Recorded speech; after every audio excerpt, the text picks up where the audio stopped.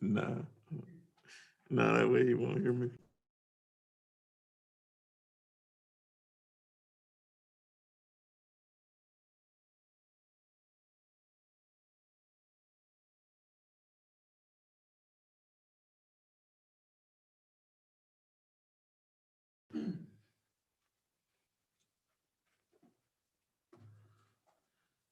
I ain't seen Brian in a month of Sundays. Ready? We're gonna go ahead and call this meeting to order. Commissioners Tammy McCaskill, Will Jones, Rufus Borum, Justin Campbell, you're hereby notified that a special workshop of the Palatka City Commission has been called to be held on Thursday, April 8th, 2021 at Palatka City Hall, 201 North 2nd Street, Palatka, Florida. The meeting is open to the public and the meeting is called to commence at 5 p.m. The workshop agenda includes discussions of department projects, goals of the commission, and priorities. Please govern yourselves accordingly. At this time, we're going to have our invocation by Commissioner Borum, and we'll also have our pledge by Commissioner McCaskill. Will everyone please stand? I pledge allegiance to the flag of the United States of America and to the republic for which it stands, one nation, under God, indivisible, with liberty and justice for all. Please. Dear Lord, I thank you for this day. Thank you for your grace and your mercy, and most of all, your unconditional love. Dear God, as we go through this meeting, we ask that you give us knowledge, wisdom, and guidance we need in order to be able to make the best decisions for our community. And we ask that everything that we do, it be pleasing unto you. I ask these things in your son Jesus' name. Amen. Amen.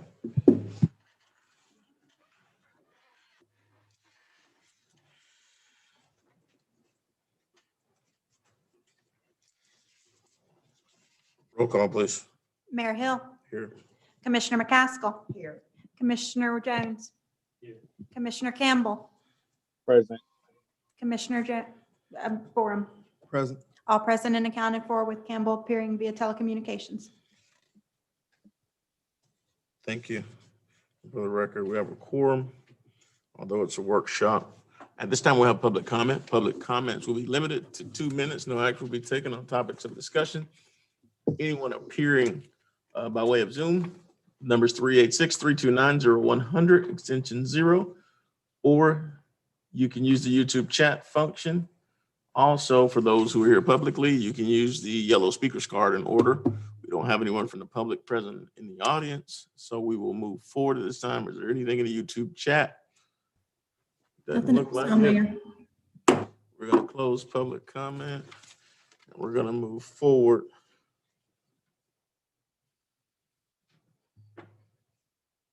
And so what we're going to do is we're going to take item 2 first at the request of Commissioner Jones. We'll do presentation by our departments for existing projects, and then we'll have commission comments and also any other comments from department heads or staff at that time. So first up on our list for presentations is our fire department, Chief Taylor and Mr. Holmes. I guess before we get started, you have any comments?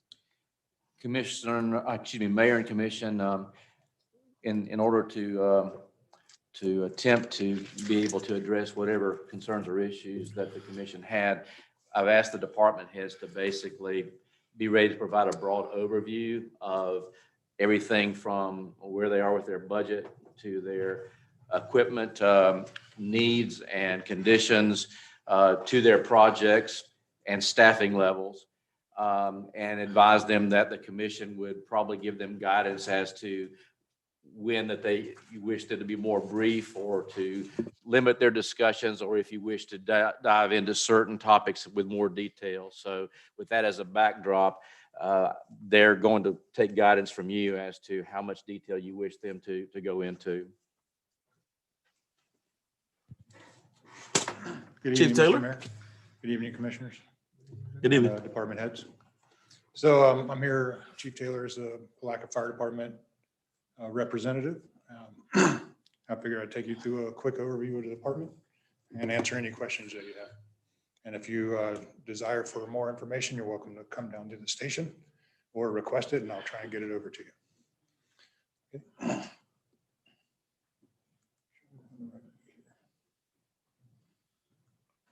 All right, Sonny, is there a trick? There you go. All right, so I think there's some debate, but around 1878, the fire department was began.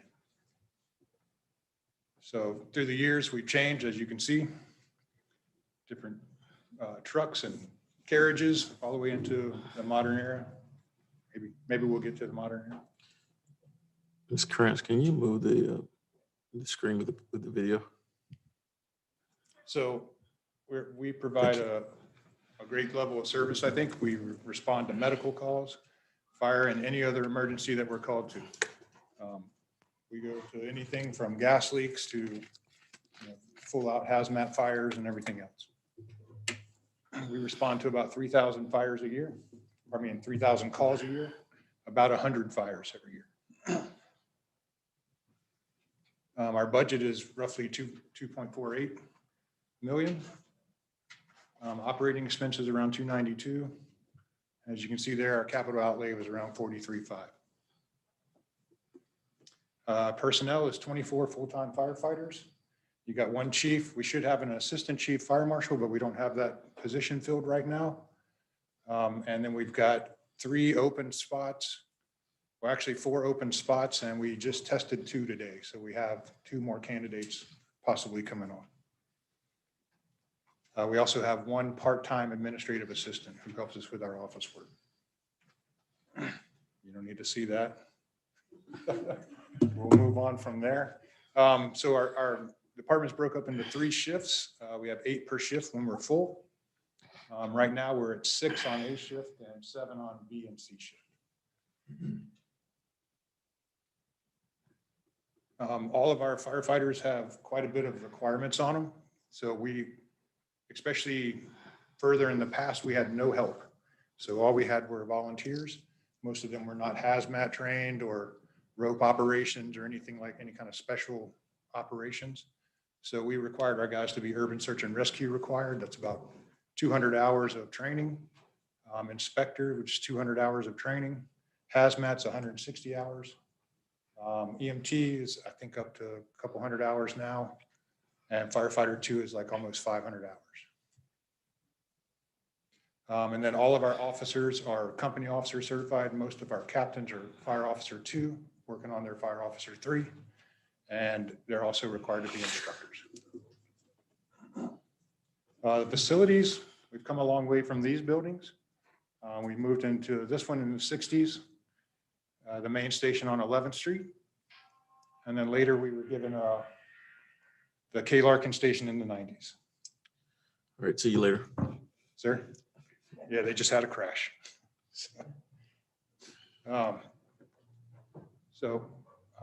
Training, we do all sorts of training. I don't know where my pictures went there, but high angle rope rescue, confined space, trench rescue, vehicle extrication. We do marine rescue. We're hazmat team for the region, and we're urban search and rescue for the county and the region. We are also a state asset urban search and rescue team, so we can be deployed across the state. Oh, well, here we are. Fancier than I remember.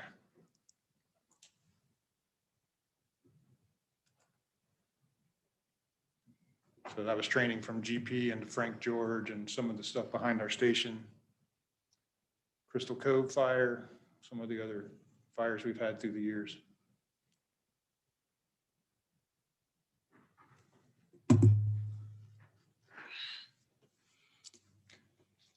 And we picked up some of the newspaper articles and such that we had. You guys have probably seen through the years in the paper. That's the PFD family then and now. It's gotten quite a bit larger. The apparatus that we have, the tower truck, the marine rescue. So that's a breakdown there of all of our trucks. We have tower truck, tower 2, engine 1, pumper 1, brush 1, Technical Rescue 2, ATV 1, Utility 1, which is a medical response truck, Chief's vehicle, the Fire Marshal's vehicle, Hazmat 1, USAR 1, and the boat. We mostly do surface rescue, and the Sheriff Office does the diving. We received the SAFER grant 2 years ago, and we've only been able to put 2 people in it. We had one guy in it for about a month, and then he's gone and left us. So we still have an open spot in our grant right now. Some notable accomplishments: we got an ISO 2 rating. That puts us in the top, almost like 1.5% of the country. There it is there. So now 1.65%. So we're one of the best fire departments in the nation. Out of 40,000 plus fire departments, we're ranked in the top 1%. And this just takes us back through that information. So there's, it takes a lot. It takes the water department, the sewer, and all those people. All of that is part of ISO, making sure that we can get water where we need it as a fire department. So that's where Jonathan and Sean and their team comes in. Lots of press through the years. Fires and thanks. We've had, lots of fires. Like I said, we have lots of people who'd like to be firefighters here because we get more fires than they do in St. Johns County. But they tend to leave us for money after they get the experience.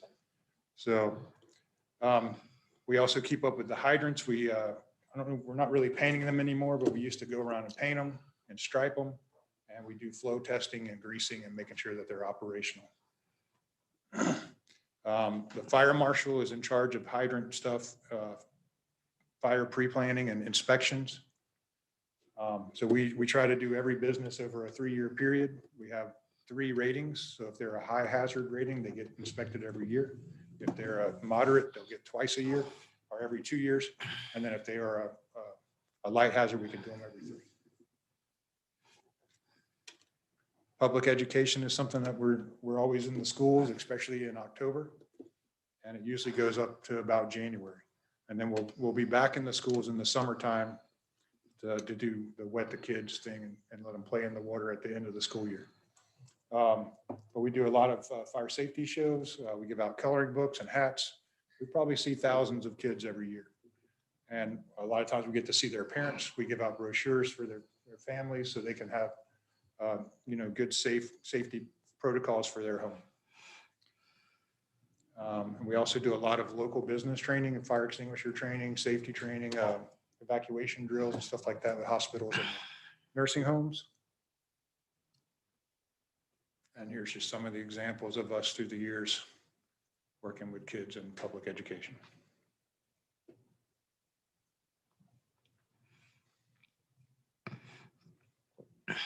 All right, the fire marshal is also in charge of the golf tournament, which we do to raise funds for the Fire Prevention and Public Education Prevention Bureau. We haven't done it since 2018 because of COVID. We'll hope to get that going again next year. But it's been a great help to our department in funding the coloring books and the hats and stuff that we get to the kids and making sure that we can get the information out to people. And we're trying to start the smoke detector program again. And if you don't understand that, we give out free smoke detectors to citizens of the city. And then our current needs, I have some of them listed here. These are our major needs. And the new radios, we got about 18 months to figure this out. And then we will be mandated by the federal government to change to a new system. And that's about how much money we're going to need for our department to fix the radios. New air packs, about $250,000. Mandy and I did apply for a grant. We'll see how that works out for us. But we haven't heard back so far. We also will be needing a new ladder truck, about $1.5 million. We could probably do some things with the other truck and make it last a good while longer, but at some point we're going to have another truck. And the longer we wait, the more they go up. Competitive wage structure to attract young talent would help us out. And then creating a capital replacement plan for things like the tower truck.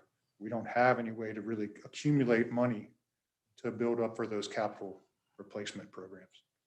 And then we need to find a way to increase budget lines to allow for a true maintenance program. City manager and I have talked about this, and we've been working on it at the department for the last couple of years, trying to get our records digital and then trying to have a complete and real maintenance schedule and not just a tune-up. We need to be able to send it down and have everything gone through, the ladders done properly, torqued and spec'd. And that's about $7,000 to $10,000 a year to do that properly. So those are our big needs coming up that are going to cause us a little bit of heartburn, but I think we can figure out a way to get to it. And I'd be happy to take any questions at this point. Any questions from the commission? You said that you and Mandy applied for a grant. What was the amount of that grant, and did The it grant, I require think any matching? it's about $300,000 or $400,000, but the way that we've already lost a year on it. So we've already had it for over a year and no one in those positions. So I think we've gotten, Jill Mike can help me with this, but I think it was about $24,000 that we've received back in reimbursements for what we do have. Chris, would you mention our minority recruitment scholarship program? Oh, yeah, yes, sir. That's part of our public education, and Captain Myers has been instrumental in running that program at the high school. So it was something that JR and some of the guys kind of brainstormed on, and then Chief Grimes got it rolling in the high school. And now Captain Myers teaches 3 days a week in high school. So is They're there doing any, a public safety fire program at the high is there school. anyone else that participates in that program besides Captain Myers as far as teaching? No, sir. Why not? They don't want to. And I've asked the county a few times and they can't seem to get anybody to us. But JR said he's working on a plan to switch that over and get some different instructors. And And Captain our Myers, scholarship program, Our scholar? a minority. Oh, yes, sir. And so along with the high school program, we started the local scholarship program. We've got about $20,000 in our budget to send roughly 3 to 4 people to school. And if we continue that, we could do it, more often, but that's to help us get some local talent, some minority talent. Right now, we just don't have those numbers, and we're not getting any applications from anywhere in this area. And how, They come from St. Augustine, Jacksonville, Orlando. Myers is doing it on his own personal time.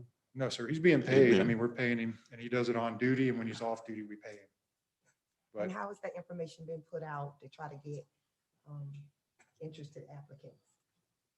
Well, so I know HR was supposed to have put it out there a little bit, and I know that Mr. Holmes and others and the mayor have talked to different people, and JR had a few people in mind. So we filled it up already with people that he had they were suggested by principals at the local high schools. Oh, principals. So they went through a small process of getting some recommendations from the schools. And then that built it into, now we have 2 in the program right now. We had 2 others that interviewed, but they never came back. So what's your thoughts on both the academy and the recruitment program? I think the recruitment program is probably more beneficial to us than the high school program. I think the high school program is a great introduction and it's a good for our department on a kind of a PR type of deal, but we're looking at 3 to 5 years before you see any kind of, someone who's qualified to actually get a job. Because they're starting, this is the 10th grade, I think, and they go through high school and they'll be a fire 1 and they'll have to do all their burns when they're 18. So it's going to take them probably another year or so after getting out of school, and then they'll have to do their EMT and then get certified by the state. So the program's good, but that one's going to be kind of a long view for us, where the scholarship program, if we can find the right people and get them in school, I think that's going to be helpful for us. And if they live in the area, hopefully they'll stay. And that money won't be such a difference because they're not traveling from somewhere else. So that's my thoughts on that. Any other questions? Well, more of a, I guess, a point of reference to where he could possibly receive some funding from. I know we talked to Kat Cameron, Kat Camerick, the Congresswoman, and she's over all the emergency management services, kind of appropriations of funding and different things of that nature. So I think with that $150,000 for your communication stuff, she can probably help with something along those lines. We did reach out to her for the air pack grant. So we'll see if that helps us get through. Right, and but we and did- then you we did let her mentioned know about that the we did a follow-up. radios, which is also part of emergency communications, Oh, right? absolutely, yes. Sir. So she's the high-ranking person for that area. So we need to be, seeking those funds from her. Absolutely. Um, And you want your ladder truck is a 2006? 2006, yes, sir.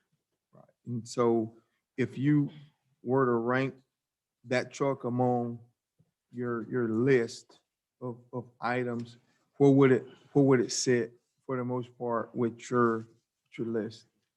From a So priorities? I would say that the ladder truck is very, very important to this community.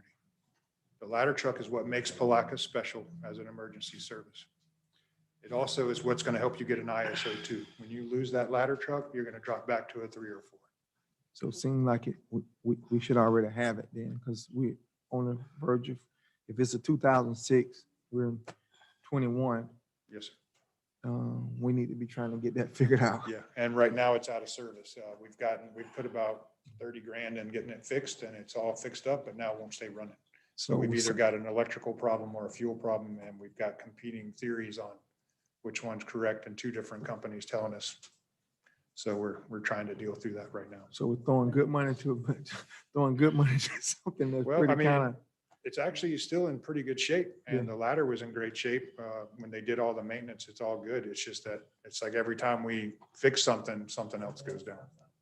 all right. So, yeah, I would just say if you wanted to maybe like rank them, I would say just rank them. And Well, but I think if the it's issue at the there- top, if we don't want to lose ISO rating because that the insurance and everything else. Yes, sir. I would say right there, those 3 things, there is no ranking. They're all major problems. If you don't have those, we're out of business. Without air packs, I can't go into a fire. I can't do anything on a Right. hazmat scene. Without a ladder truck, we're losing ISO. We can't do anything at Georgia Pacific. We're going to have issues rescuing people at high, on high platforms or whatever. And then you're going to lose points on your ISO and structure fires when that ladder truck doesn't show up. Right. Now that's something that we could possibly overcome for ISO to some degree, but we're going to lose points for not having that. And then the radios, without radios, and then the federal government's required mandated that happen. So those 3 things are huge, and those are the things that will have to happen What's at your, some way. what's your average lifespan on your air packs? Air packs are, I think, that about 10 to 15 years. I think it's right around 15, and you get a little bit more on the bottles than you do on the packs. And what's the age of yours now? Ours are from 07. They'll be out of compliance next year. And so for the future, are you planning on setting any money aside in your budget to deal specifically with those things? So I know that Chief Grimes helped with Logan. They sat down and they created a small capital replacement fund that they've rotated about $20,000 into. So that would help us get started with that. But with air packs, we're talking $500,000, $250,000. Well, over the course of 10 to 15 years, you're talking $17,000, $18,000 per year if we plan it out for the future. Right. Based on where we are. Right. And I don't have any budget lines there that I could just. But I think coming in now as the new chief, you got an opportunity to plan for the future in a way that may not have necessarily been done before. Yes, sir. And I think those are the things that we want to make sure that we do as we move forward. Any other questions, comments? Well, the only thing we just, I guess, picked up a truck when Chief was here. Prior to him leaving, then we got 2 trucks. Two fire trucks. Yeah, we got 2 fire trucks, one in 18 and one in 19. Okay. So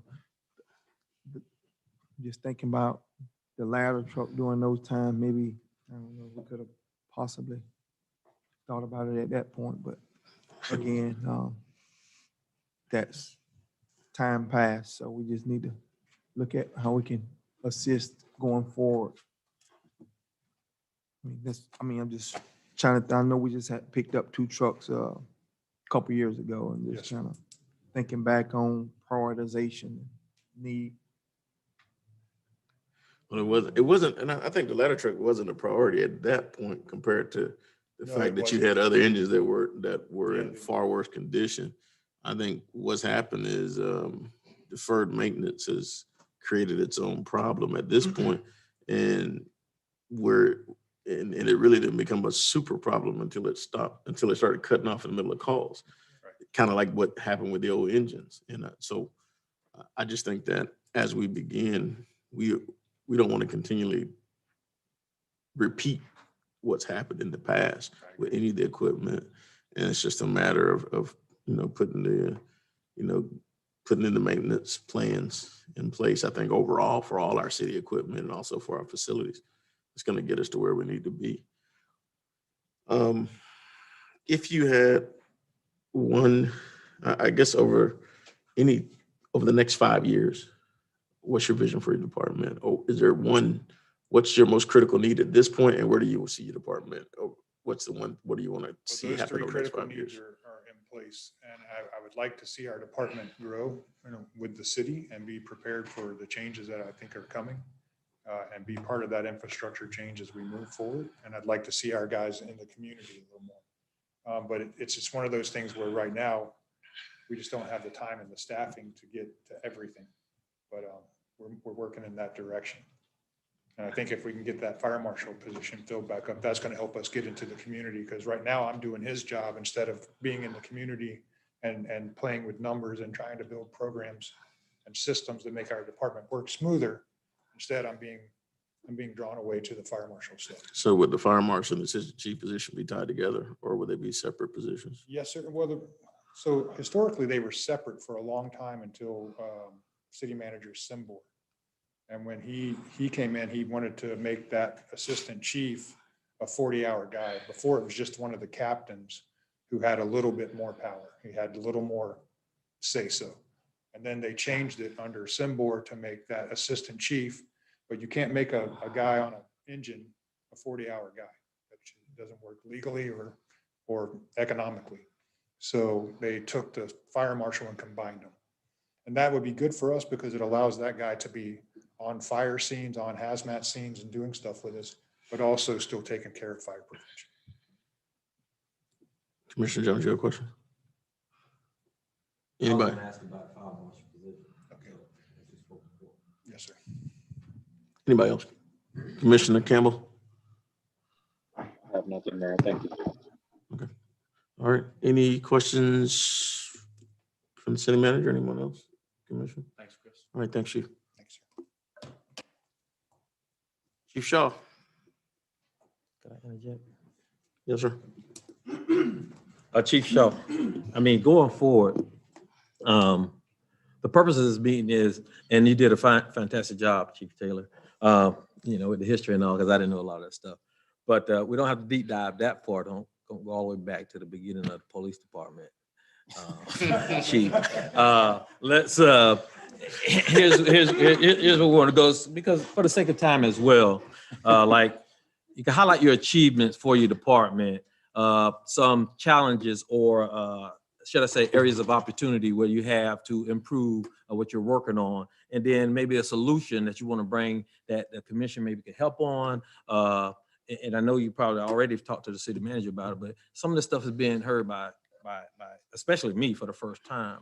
And so that we could have a think tank and come up with a solution and help you guys come up with it. So that's what this is about. Just and I didn't say it in the beginning, but so just let you know. But you did a fine job, Chief Taylor. All right, Chief Shaw. So, do I get time to go prepare for this?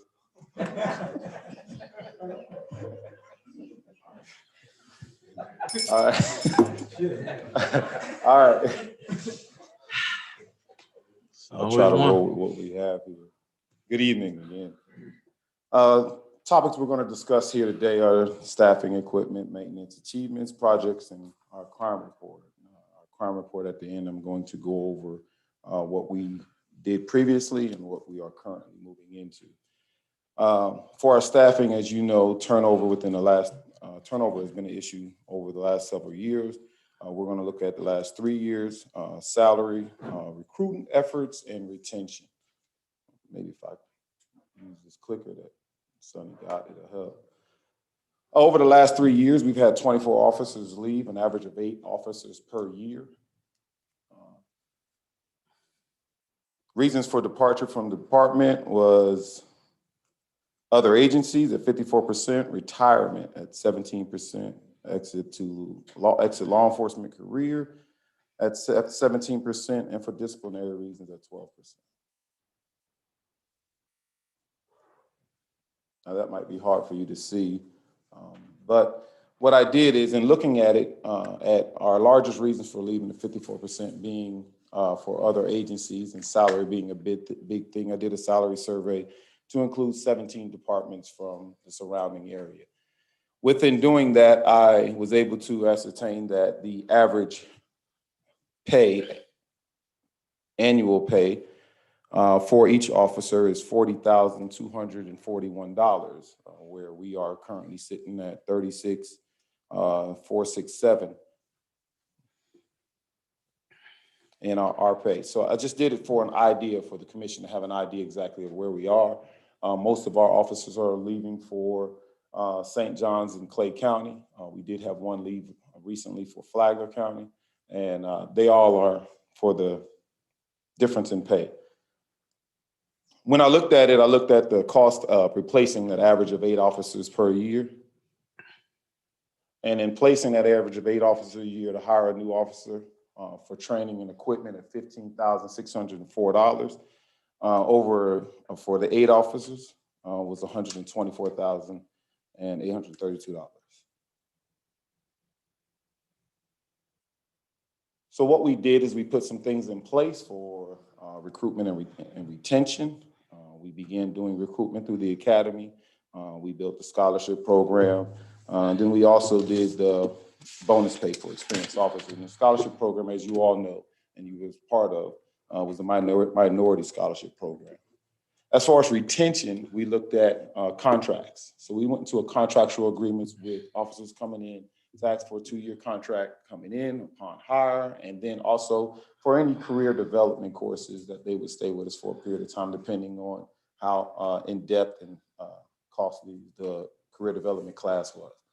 So those are things we looked at to try to hold on. Right now, our average time actually over the last year and a half has been right at a year or a half before once they get their training, they're leaving. So we decided to go ahead and look at being able to, if we could keep them a little longer, we get invested in the community, it would help with how long they would stay. And if we noticed that once they stayed at least 5 to 7 years, we got a better turnaround from them, and usually had a high percentage of them staying at the department. The next area is equipment. As Chief Taylor told you, 800 megahertz radios is going to be a big impact for us cost-wise for equipment here coming up. It is an 18-month turnaround that we're looking at going into. It's something that we really have no choice in. As you know, our radios are dispatched through the sheriff's office. Once the sheriff's office in the county makes that switch, if we're not on board, we have no way of communicating. So that's something that we've been talking about here now for a little over a year. We have a somewhat of a realistic time frame. Before it was unknown, but now they're starting to narrow down the time frame. And from what we heard, our last correspondence was 18 months. We would need to be prepared. For the police department, that cost would be roughly about $340,000.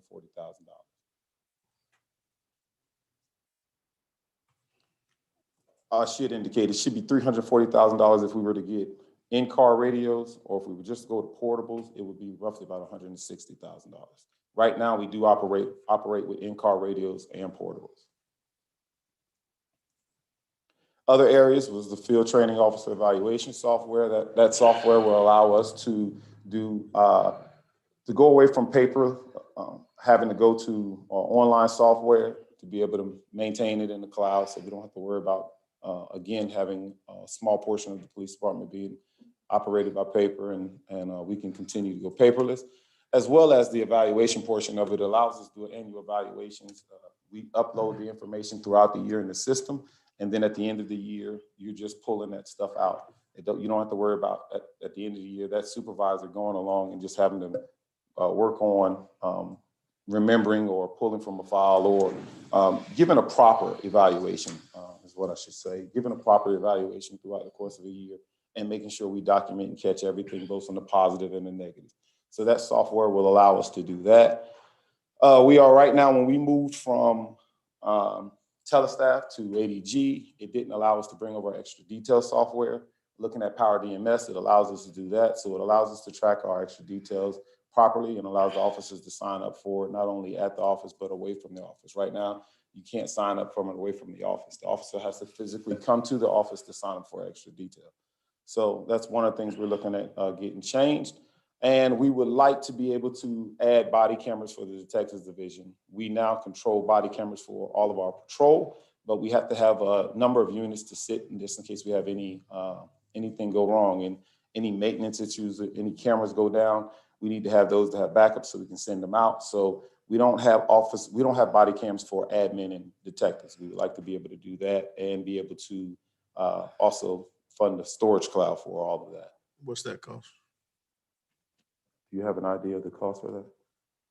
Body cams are on us. Well, right now we're on a 5-year contract with Axon. We're getting close to the end of our contract. The way that Axon works is contractual now. You pay almost like a car payment per month. And then in the process, every 2 years, you get the newest equipment in which they're making. Currently, our agency wears the Body Cam 2, and they just shipped us 3 weeks ago the new Body Cam 3s, which have a tremendous amount of capabilities beyond what we're currently using. So those are going to be getting deployed to our personnel within the next week. So is that like a lease program? So yes, it is a lease program. It covers the turnaround, but the cost, I guess, in question, to be able to buy, the body cameras are bought per the number for the agency, for bodies for the agency. The price goes up by the number, and then the cloud also that we store, it goes up by the number of body cameras we have for the size of the cloud we need. So they So I don't have the exact number. What were they roughly about $1,000 per? The Body Cam 2s were about $600. The Body Cam 3s, if we were to start buying them now and we were not on the program that we're on, the program we're on now helps us stretch our money over a period of time. They're about anywhere between $800 and $1,200. Yeah, I thought I remember it being about $1,000. So Commissioner Campbell, just in case you couldn't hear, it's roughly between $800 to $1,200 per camera based upon the Body Cam 3s. That includes the storage as well. Clouds in addition, right? That's just the cameras alone. That's just the cameras. It's not the storage. So it And you goes have to based buy on the storage footage. based on the number of cameras you have and the amount of data we will be holding. Based on terabytes, the terabyte storage for the computers, and then that's also depends upon how often the detectives would be using them. But Axon really doesn't care about that. What they want to know is how many terabytes do you want. Right. And then the way our system is set up is we're at a point now, we've been using them for so long that we're at a point now where almost every day I'm getting notifications from Axon saying that this many videos is being deleted, this many videos is being deleted, which means we're almost rewinding and data storage, meaning we're able to reuse that data storage again, if that makes sense. How long did you store for? It depends on the case. If the case is still active or not? Correct. So the question you were at, the statement you were making earlier about you getting communication from Axon saying these number of video or files are being deleted, are those being, are they based on the cases? No case Those are associated only with. videos that are able to be deleted. So for instance, if it's a case, it's logged under a different category and it's a must-hold category. The cases that they're looking at are videos that are not required to be held for a certain period of time. Services. So they have 90 days and then beyond that they can begin being deleted. Okay, so it's on a time base. Yes, sir. Misdemeanors are maintained for 4 years. Felony cases are maintained for 8. Traffic crash investigations are only required to be held for 90 days. We hold them for 180. Just for the owners of the cars, make sure they get everything taken care of. And then all other cases are only held for 90 days, which is what public record retention law requires us to do. So, I like the, we have servers in the city as well. So, and I think, don't y'all still have servers at the PD? Yes, but that's going to require us to get a whole new system. Okay, because I'm just thinking about from a storage standpoint and having things in the cloud, their service level agreement and what would that mean if we needed to? Can they guarantee you? Those are the things that we need to probably be thinking about and looking at. In the event that we need to have video restored in a period of time, what is their service level agreement or guarantee that that information can be available in the event if you had to go to court or if you had to provide it to an insurance company or wherever it may be? Those are the things that we probably need to be looking at. That's above my pay grade. Because when you got the cloud, we don't control the cloud. You don't know where the information is. The information can We have, be, we have access to it, and we actually can.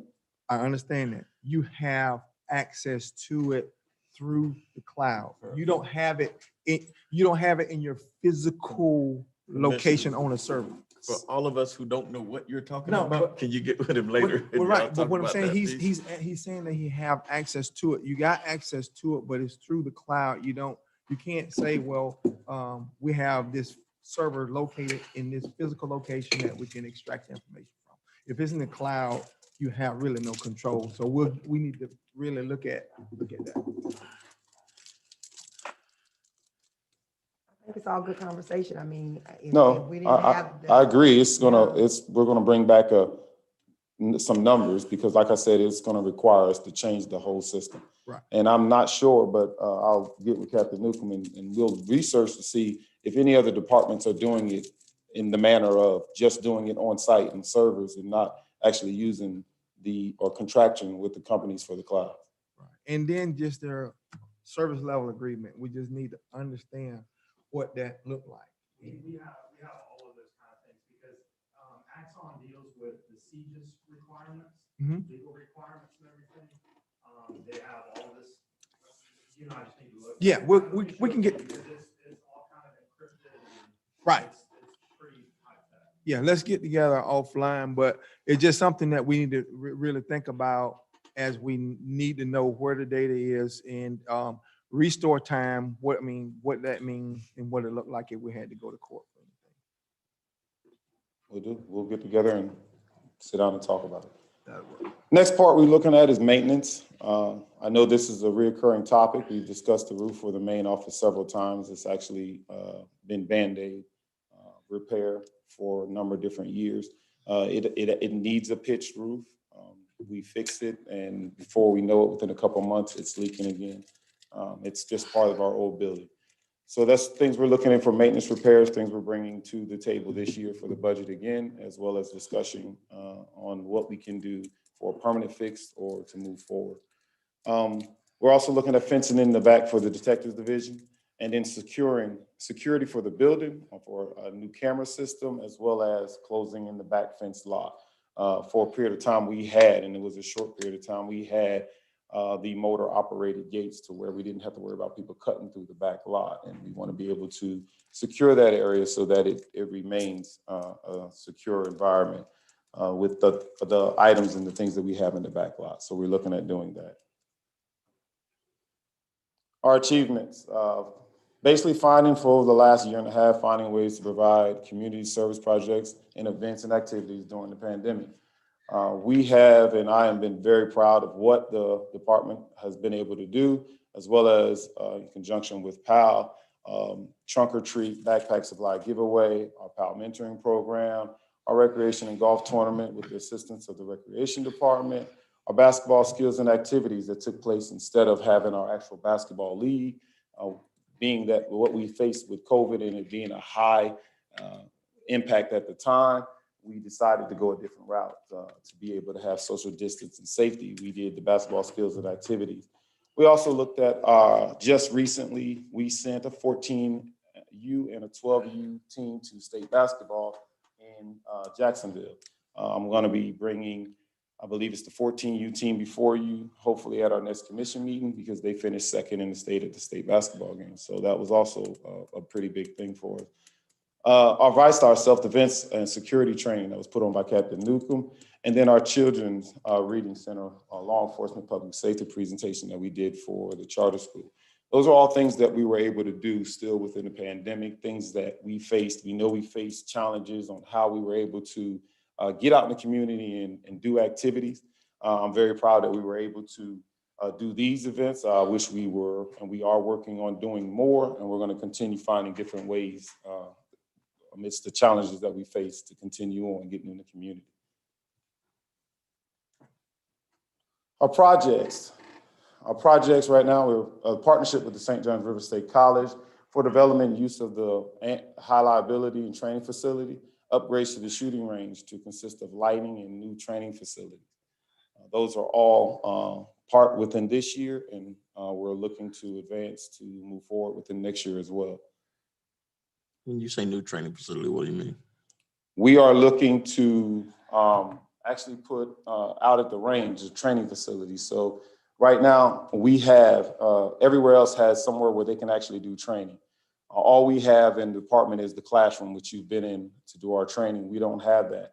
And then when we go out the range to do our training for any of our weapons training, as Commissioner Jones knows, there's not much covering. You just have an open bay area. So you can't do classroom stuff. You have to do the classroom back at the police department, and then you have to go out to the range. In the communications with the college, they're looking to bring over the academy back over to Palatka, and they're looking at actually utilizing the range to do those things as well. So they're wanting to partner with us to be able to put a building out there as bathroom and lighting so we can have those different things. And we've already sat down, we had negotiations and talks with them, and we are looking to begin the upgrades that we already had set in place, and they are looking at sitting down with us and assisting with some funding to continue the rest. Looking at like a portable classroom or something to that effect? Portable classroom, a training room. We're looking at a couple different things similar to the Bay Building out back, something with enough room to be able to hold, if need be, enough training for not only the police department, but if the city wants to put on a training, we hold citywide. Even with the school closures, to see if there may be some opportunities with the abandoned portables they may have as well. We went out and looked at a couple things, not only with the college, but looked at through the school board in reference to some of the portables, as well as from what the college designed and have for their portables out near behind the library, as well as what the school board now has for the classroom. So we looked at a couple of them. We did some pricing ranges to see what we can get. Right now, we're trying to see how much square footage, the largest square footage we can get for the lowest amount. Chief, And actually with the schools merging now, I think this would be a good time. I don't know if you're planning on, okay. What their ideas are, I think this would be a good No, time yeah, to we have are this looking at that, and we're conversation. taking that Yeah. into consideration as well. Yes, ma'am. We are trying to access every avenue we can to get the most. Again, it's for the city of Palatka, so it's the best thing for us. Commissioner Jones. would you also consider getting resources from the sheriff's office, because they do share that shooting range with you guys? Is that? That's correct. We currently get resources from them now. And they help with the maintenance as well as the berm repairs. Matter of fact, yesterday we actually had a day to go out and do some of that. We had some things come up that we couldn't. So it's been rescheduled, but the sheriff's office is full on board on helping with participating and doing all of that. Share costs. Anything else, Chief? Yes. Next, we talked about our crime comparisons. As most of you know, we're moving from UCR to NIBRS. UCR crime, well, just a little bit about it. NIBRS is National Incident-Based Reporting System. NIBRS is an incident-based reporting system in which law enforcement collects data on each crime occurrence designed to generate as a byproduct of local, state, federal, and automated record system. Unlike UCR, where UCR had the 8-part 1 crime, NIBRS collects 24 crime categories up to 52 specific crimes called Class A or Group A offenses. In addition to the Group A offenses, there are 10 Group B offenses categories and for which the arrest data is collected. So what we're facing, and what I'm going to try to explain to you in this next report, what we are facing is comparing, since last year we went off the UCR, comparing apples to oranges, while at the same time going ahead, moving forward to into NIBUS. So what I've done for you is in 2020 for year to date through March, January through March, I have in the first two columns, 2020 and 2021 are the UCR data. This is for our violent crimes. As you can see for UCR, total violent crimes, we would be down 26.2%. But when you add additional NIBUS cases to go along with that, we go up and we only go down negative 9.8% as it begins to change. So we are affecting it in a couple different areas. And on the last slide, you'll see where it gets to be difficult. On our next slide is our property crimes. Property crimes, again, are listed. Same thing for UCR for the first two columns. In comparison for 20 to 21, we are down 40% to year to date for property crimes. And then when you add in the additional NIBUS cases, we are still down a negative 29.9%, which once again, I'm excited about until we get to the additional 52 crimes. So the total crimes, the other crimes we talked about, you're gonna see in the other miscellaneous offenses. Under the miscellaneous offenses, you'll see where the crime increases, and those crimes are crimes such as criminal mischief and different minor little crimes that's attached on to other crimes that weren't counted. So if I committed burglary, and in the burglary, I damaged property and did a couple other things. The only crime that's going to be counted under UCR is the burglary. It would be the first crime. The other crimes wouldn't be counted. Under NIBUS now, all of those crimes are counted. So when you get the additional crimes, you'll see now where we say we're comparing apples to oranges when you look at what we did last year for our crime stats. So that's why we have them in both columns, but we also are tracking them with the NIBUS side. So next year when we get the slide, and you'll be getting this on a regular basis now, you'll get it at the end of the month, each month. I'll present it to you so you can monitor it and see where we're going. But then next year when we're comparing it, we're comparing NIBUS to NIBUS so you can see where we are. So so on the UCR, only your primary gets counted, That's correct, sir. and then all your secondaries get counted with the new NIBUS system So as well. last year, UCR only counted your primary crimes. This year, under NIBUS, everything gets counted. And so that's why you end up seeing some agencies have those significant drops based upon the way they were way it was being reported. I mean, that's a real question. Because I saw some agencies reporting astronomical drops based upon what was in place. So it's a hypothetical. Hypothetically, that's what happened. We'll take the absence of a response as the answer I was looking for. Okay. That's kind of difficult because I don't have access to the reporting system. So. And I do have this question. If a burglary takes place and several individuals are involved, are they counted as, is that one or two? How you get what I'm saying? So example, yes, I if exactly. a fight happens at school and it's 3 individuals involved, we tie it to the one incident versus 3 separate incidences. That's correct. So where NIBUS affects you at, it affects you on the back end. Remember we talked about those 10 crimes on the back end that affects for arrest.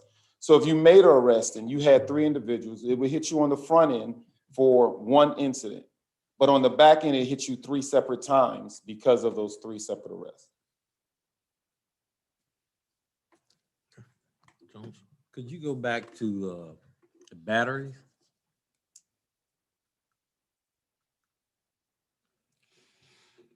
Okay. So it was up there. You just passed. Hold on, I'm sorry. It didn't go all the way back. There it goes. Okay. So explain the battery from between UCR and then NIBUS. Okay, batteries are the same. So for instance, anything for UCR, again, is part 1. So if in me as an assailant, if I was to commit aggravated battery on you, but yet simple battery on the mayor, then on the UCR, the only crime that would be counted would be the aggravated battery. You understand? Under NIBRS, every one of them are counted. Also in UCR, you see aggravated assault and aggravated battery. We have that in that column. That's where we broke it out. UCR doesn't classify it as aggravated battery. Everything is assault. So you wouldn't see simple battery or you wouldn't see battery. You would see assault. You would see a regular assault or aggravated assault. But for clear purposes and when explaining it to the public, because we understand it and the public understands it as aggravated battery or simple battery instead of just assault, we broke it up in both categories so you can see it as such. So your 4 lines would actually just be 1. 2, it would be battery, Battery and assault. battery and aggravated battery would not be on there. It just would be assault and aggravated assault. The numbers would still be the same as far as blending those columns together, but you wouldn't see anything with battery associated to it. And after this year, it's gonna be straight numbers.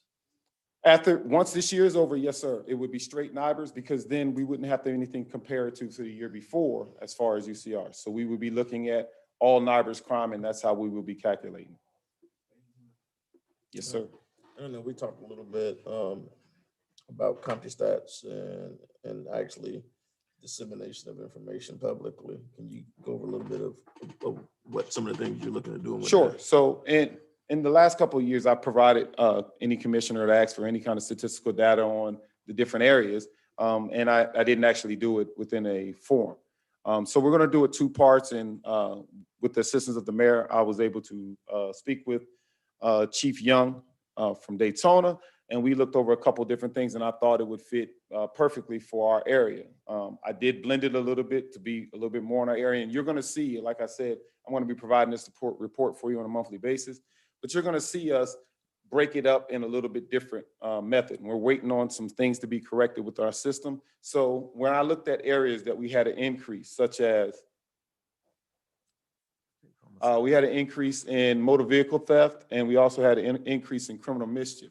When I look at those areas, we're going to break it down on the map to see the areas that it's occurring so we can show the problems areas, and we can also show what we are looking at doing to combat that and begin reducing that. So you're going to see this begin to build, and those items will be shown to you as well.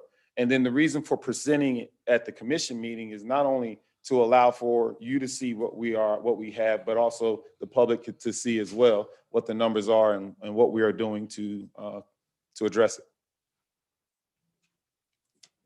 Just one point, and I think I'm aligned with you when you said you all kind of look at the types of incidents, the times and the locations, and that's something that we do because we'll know, students usually know where admin is a certain time of the day, and that's when the behaviors are higher, they escalate. So is that something like what you all do, kind of look at the incident types, the times and the locations that they take place, and then determine where you're going to patrol those areas? Or that's exactly what we do currently. So what you won't see is we won't be able to break down and go in depth of the investigation that may be on there.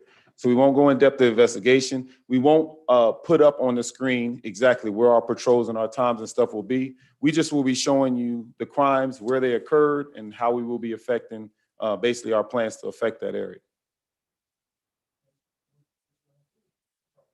Yes.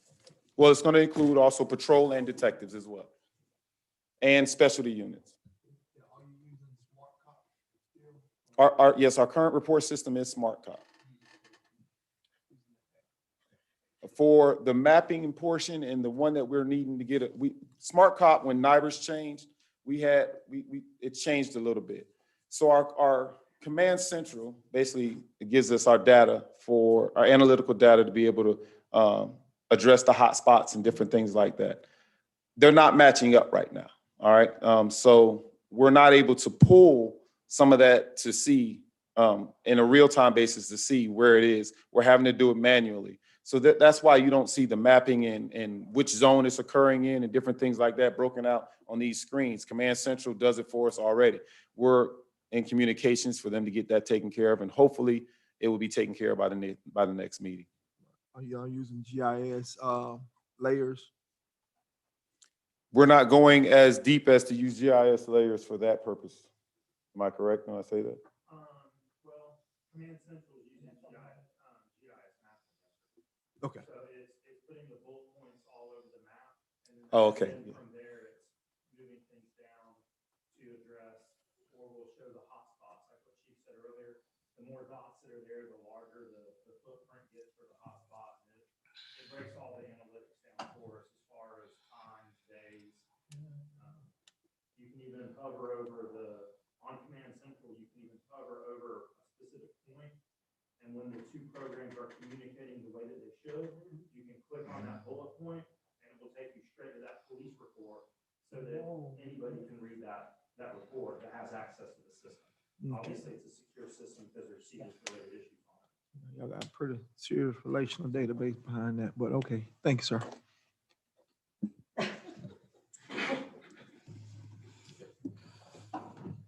Thank you, Chief. Thank you. That's it. All right, Chief, question. As your challenges thus far are your staffing, your retention, things of that nature. What's your, how's the academy working for you right now, minority recruitment program? Well, for us, it's kind of hard. And the reason why I say that is the academy currently is either in St. Johns County or it's in Jacksonville. And the big fish get to eat first. So we usually get what's left. Unless we find and send somebody, we recruit and send somebody or identify somebody early on in the class where they haven't applied. We've been sending people over to the academy to communicate. We send anyone from a seasoned veteran to a brand new officer to be able to communicate with the classes and talk with the classes and get our recruiting in as early as possible. It's most of the people we get from the academy are fresh out of the academy. But I can tell you, when you go look at an academy class of 26, we're getting a pool of about 5.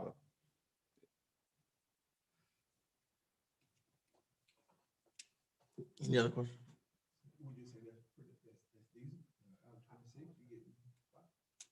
Well, we get application pool, about 5 of them. Usually about out of that application pool, you might be hiring 1. So his answer, his unofficial answer is no, but he's gonna say maybe. So he's gotta learn his language now. All right, Chief, thank you. You're welcome. I'm passing the baton to Finance.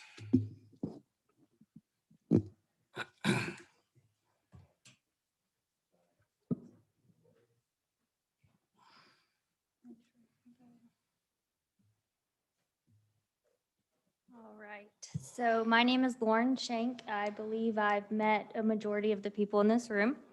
I am 9 days into the finance department, and so I will be brief for you, I promise. All right, so just going over our department staff and the duties. We are a department of 4, myself, Jill, Jackie, and Sherry.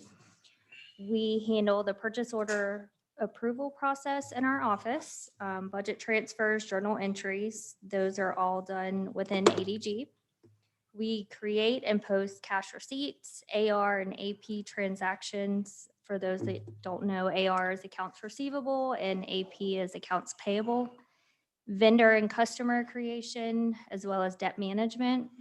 We reconcile the bank statements, pension statements, and vendor statements. File reports with state, federal, and pension. We also do the ADG training, and that consists of also putting users into the system and getting them acclimated as well. We are the point of contact for the auditors. We are currently underway with the audit, looking good so far. My staff has been working very hard on the audit, as well as assisting with the human resources part of the audit as well. It's not just financials. There are other aspects that we've had to pick up. And then, of course, we've also been assisting with HR in general, among with other staff too. Very high level. I wasn't going to dive into every single fund. I'm more than happy to provide more in-depth financial reports if you would like. I just figured out today how to run reports, so that is heaven for me. That's my love language. But as you can see right now, we're pretty on target with revenues coming in. We're about 46% collected, and we have 54% that's unrealized. Unrealized means that it just has not come in yet, but trending, we're doing very good. As far as expenditures, we're doing very good. Please do not spend any money. But this also, Another finance person. yeah, save it all. The expenditures and the revenues, I do want to note that that does also include your grants. I didn't parse them out for the simple reason that this is your adopted budget numbers and what's been spent year to date as of the end of March and what's been posted. So I have to add in all those asterisks.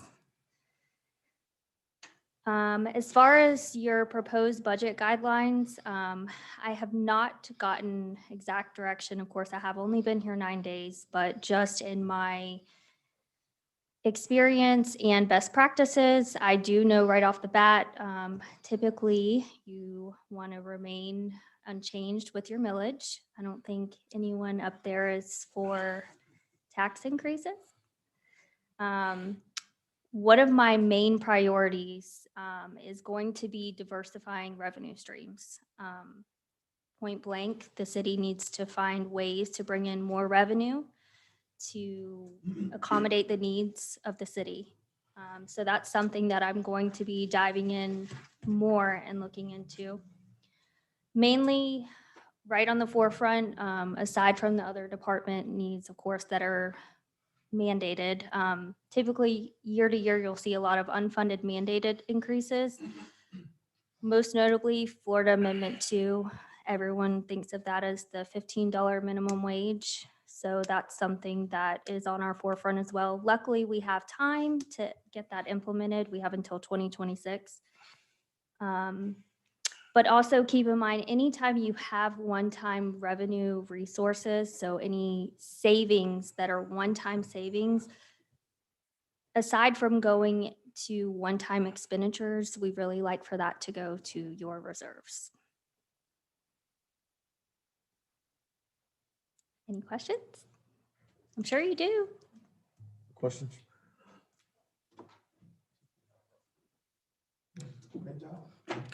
Based upon what you've seen thus far, what's the biggest threat from a financial standpoint that comes out immediately? Lack of revenue streams. Missed opportunities. So I know you've worked in various communities and also been special assigned to other communities.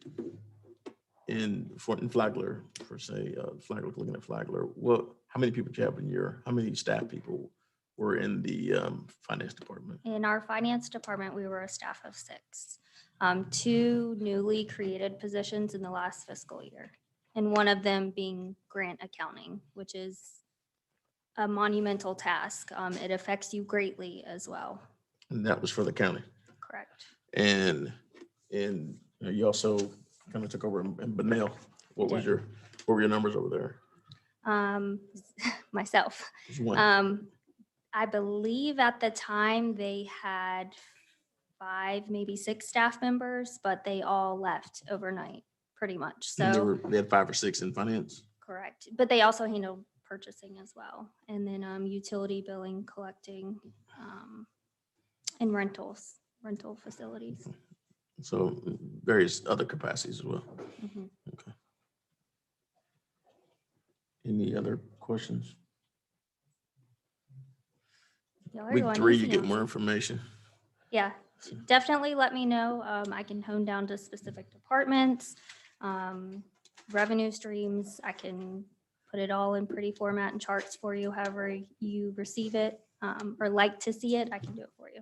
First 2 weeks, we try to be really nice to you. The third week, they give you a lot more information. Listen, I was prepared. I broke down even more by fund, but She was just I holding figured you back. guys wouldn't want to be here all night. She was just holding back. We have another Logan. I do have a chance. I have a question, like Lauren.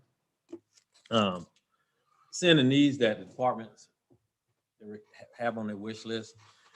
What do you, how do you see us achieving those goals? Some of them are ways out with the communication devices and things. Of course, you're probably just not hearing this for the first time, so that's an unfair question, so I'll just scratch that.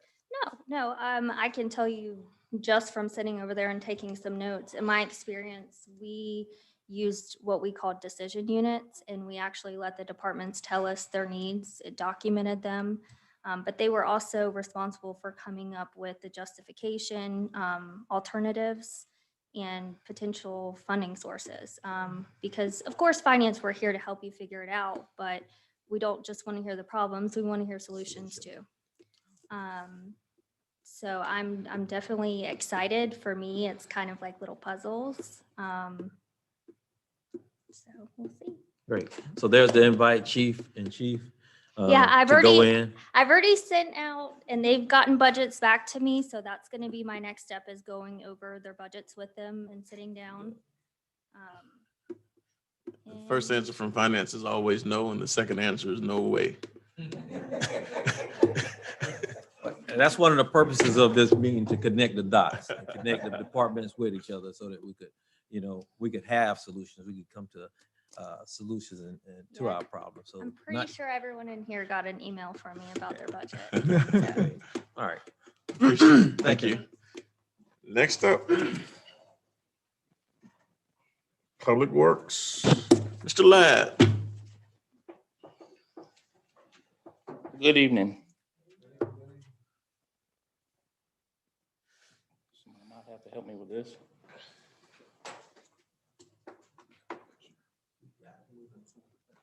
Okay.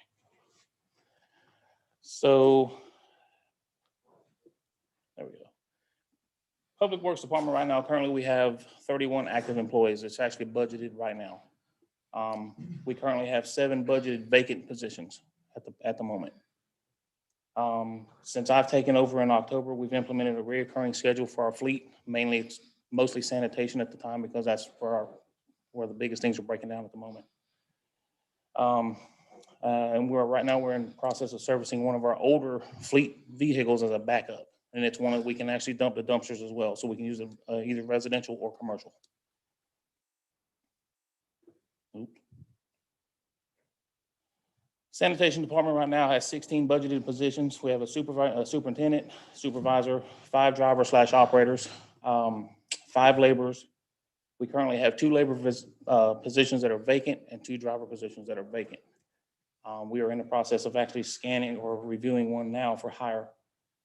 The equipment, we have a front loader and the CIP for replacement. I believe it's for this year. Jonathan may have to help me on some of the numbers. And a superintendent truck to replace Ed's truck, which is a 2005 pickup. He We're never wants looking to at get rid possibly of that doing, truck. I'm sorry? He never wants to get rid of that truck. We're currently looking at doing dumpster repairs and painting some of the dumpsters in-house, because right now we're at a 7 to 8 week turnaround for delivery. And we're in the process of talking to the drivers about cross-training on all the equipment. That's sanitation. Water and sewer, 11 budgeted positions, superintendent, supervisor, mechanic/vacuum truck operator. 5 licensed operators in the field. That's not including the superintendent and supervisors. We have 1 customer service clerk, which is on his payroll. And the administrative assistant, which was Glenda that just left us, was on his payroll as well, which we were actually looking for her now.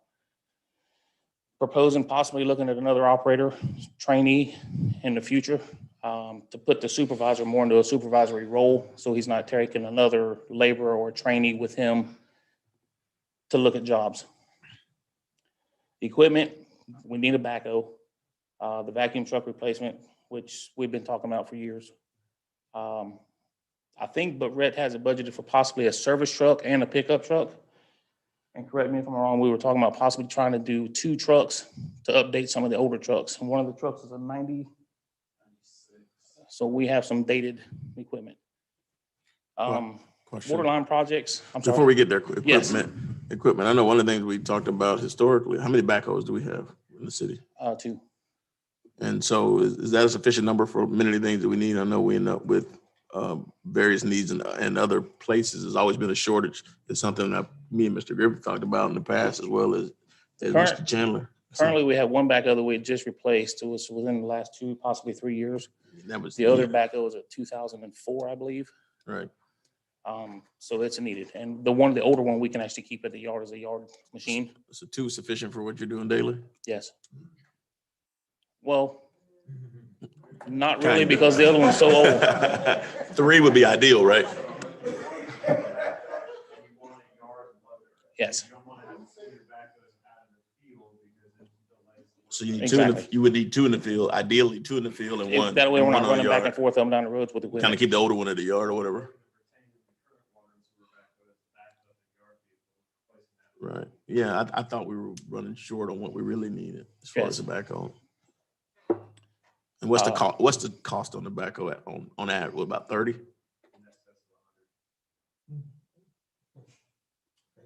A little more than 30.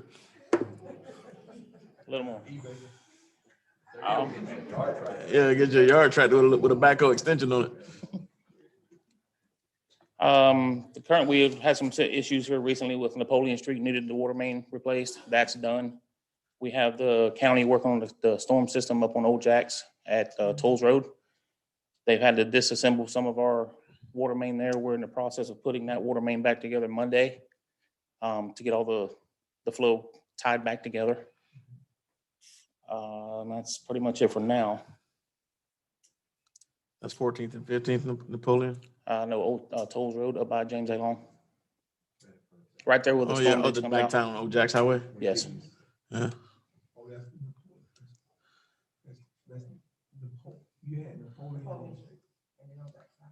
Yeah, Napoleon, we had a couple concerns with some of the customers lost pressure, and it was like we were hunting a leak. Right.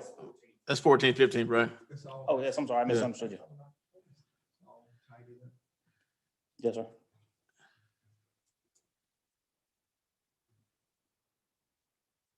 Street Department, we currently have 6 budgeted positions: superintendent, supervisor, 1 driver/operator, which is our street sweeper. 2 laborers. We have 2 labor positions that are vacant. Projected equipment replacement, we try to replace our zero-turn mowers for the mowing and keeping the maintenance up in parks and cemeteries and everything, 1 per year. We've been looking at trying to get a 28-foot flatbed so we can actually haul our lift to the station or to the airport or one of the other places in the city. Currently, it's like $200 to $250 to actually transport it. We're having to use somebody else to transport our equipment. So that would save us there. Inmate work crews is our big thing right now. As of tomorrow, we will not have a guard. They're pulling all the guards in, so we won't have any inmates. I've already spoke to the warden possibly about recertifying some of our staff to pick the crews up. That's in the works now. I think there still needs to be some other conversations between Mr. Holmes and Jonathan, possibly with the warden on this. But if it all goes through, we should be able to pick up the crews again around April 30th, May 1st.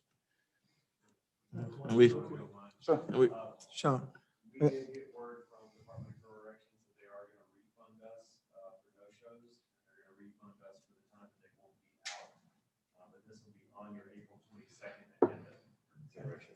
and we also talked a little bit about the issue with the prison and the conversation with the warden. We've got the unusual luxury of having a former warden who worked for PPD, which may be, I think, a great resource as we start to move forward with those things. Commissioner Bourne? yes, sir. Hey, you mentioned $250 per transport. Yes, sir. But how many transports do we have a week or a month? It's not, we're probably averaging before, probably 6 a year. 6 a year. Okay. Yeah, but it's just, it's an inconvenience sometimes, or inconvenience when we're having to wait on somebody when they need the lift at the airport or over at the River Center or something like that. Just need to look at the options, and that's the money lady over there. Mhm. She helped you with the solutions. The dumpsters, we do have dumpsters placed all over our cemeteries. I know that's been a concern in the past. That is definitely working. We're actually dumping the dumpsters now twice a week to keep the cemeteries a little more cleaner.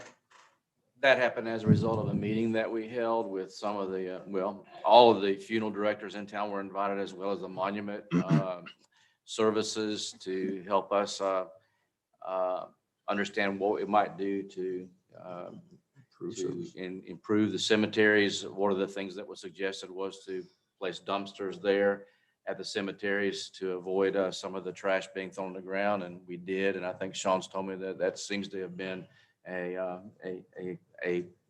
improvement. And there are other things we did too. I won't go into those right now and interrupt his presentation.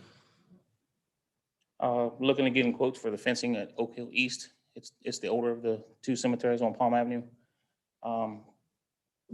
It has been some issues with people going in and out through the wooded area behind Crestwood. And then we got a lot of tree removal this year. We need to start working on some of this in Westview, which is by the railroad tracks on the underpass. Facilities, 2 positions, supervisor and laborer. Justin just recently gotten his traffic signal tech certification. Justin can give us a little bit more what that entails.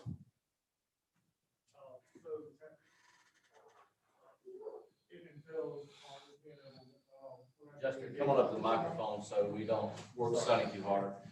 And for those who don't know, you go ahead and introduce yourself as well. No worries. What it entails is when I communicate with Alan from Somerville Electric, who does our maintenance work, I just have a better understanding on what he's communicating to me. And so, you know, in the future, if we need to ask for any replacements or upgrades on our cabinets, I have a general idea of what we're replacing, not just a number saying we need parts. And it does give me the opportunity to move forward to where in the future, I can help do some of those replacements and some of the maintenance. Congratulations and thank you. Congratulations. And if you don't mind, I'll let Justin touch base on the next couple bullet points. He's actually in the process of working on these as well. So we currently have 10 bridge lights out right now. Generally, when we go out to replace bridge lights, we try to have the county there with their bucket truck, so we don't have to make more than one trip out to do repairs. So if the bulb needs to be replaced, fuse needs to be replaced, we have all equipment on hand. They're currently working on it. Hopefully it'll be back in service within the next week or two. We'll get those 10 lights up and working. Jonathan and myself have put together and got quotes from Somerville Electric to rewire the bridge lights. The wiring up there is quite outdated, and to be able to change to LED heads, which is obviously more efficient as far as, you know, cost and replacement. So that's in the works now. That was also a conversation with DOT as well, right? Yes. About getting some additional funding for that. Will those lights be as bright as the ones on the East Palatka side? They'll actually be a little brighter. If you travel the bridge at night, we have 2 sets of LEDs in place right now. We just put up last year. Jonathan was able to give me some funding out of our own pocket to do that. And so the 2 lights that are on the top of the bridge have new wiring in the pole and also have new heads there. So that'll give you an idea. They are 5,000 K LED lights, and they give us a wider span of light, so we don't get the darkness in between the poles and also on the sidewalks. Good, good. And the cameras at the riverfront, we put in a new camera system down there at the river taxi terminal building. All of them are in place and working, other than 2 that we're going to put in the field. We just need to trench across the field. I have the poles to place them, so we'll have cameras at the playground, so we can monitor any, you know, after hours, you know, people that aren't supposed to be there, you know, vandalism, anything like that. We were having a problem with vandalism at the playground and at the River Center. It's our hope that the cameras, along with some presence from the police who established a substation there at the, I guess it's the water taxi terminal, that will help with the vandalism in both the bathrooms at the River Center and also some vandalism that was occurring, unfortunately, in the playground there that's on the riverfront. In most of our parks. So I probably need to work with y'all on that too, especially if those cameras are really, really good cameras that has pretty good resolution, where you can actually identify the subject, whatever it may be, because I also work on the, I have, what's the board? But anyway, we're working with Shirley Griffith, and they're having some problems down in Palatka with some vandalism and different things of that nature. So if I can grab that information from you guys, maybe you guys can kind of help them with their problem. Mark, our IT guy from Inspired Tech, he had a lot in the hand on helping us order the cameras and stuff. They're through a company called Unified Protect, but you know, we haven't used them we've used them only for about 6 months now, but we've got great quality in the cameras and, you know, daytime, nighttime video, audio, you know, everything. Okay, yes, so the better place plan, that's what I'm only about. And then the last one, just working in conjunction with Mr. Eddie Cutright over at Community Affairs on any of his facilities and buildings. I work hand in hand with him, you know, for any repairs or anything like that that's needed, so. And you do like the mowing schedule and all that as well, right? No, sir, that's all under Jermaine for the parks, grounds, things like that. I just take care of the building maintenance. Okay. All right, thank you. Thank you.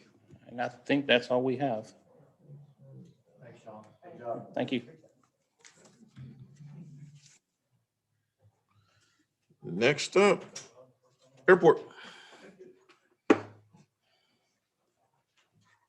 Mr. Yule.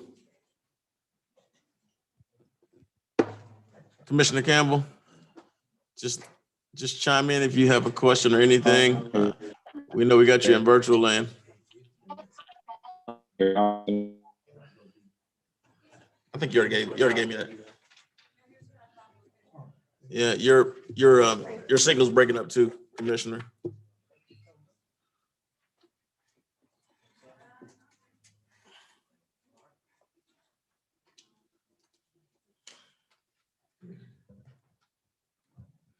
Commissioner Cam, I'm gonna have to upgrade from Windstream.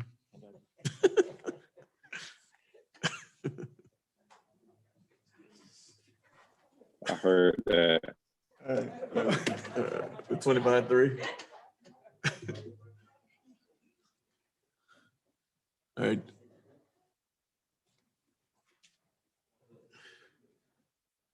Do we want to wait on Commissioner Joe? No. Good afternoon, Commission. My name is John Ewell, and I'm here to talk a little bit about the airport and where we're going. And we got Mr. Matt Singletary from Pastoral Associates, our consulting firm, to help out if need be. In order to know where you want to go, it helps to know a little bit about where you've been. Good, next slide. And since 2004, we've gone from this, that's looking where the terminal building is located from Highway 100 back around 2004. So we've gone from this and this by way of our original planning committee. I particularly like this gentleman right here, that's buck naked. I think he was in charge of airport appearance. To this,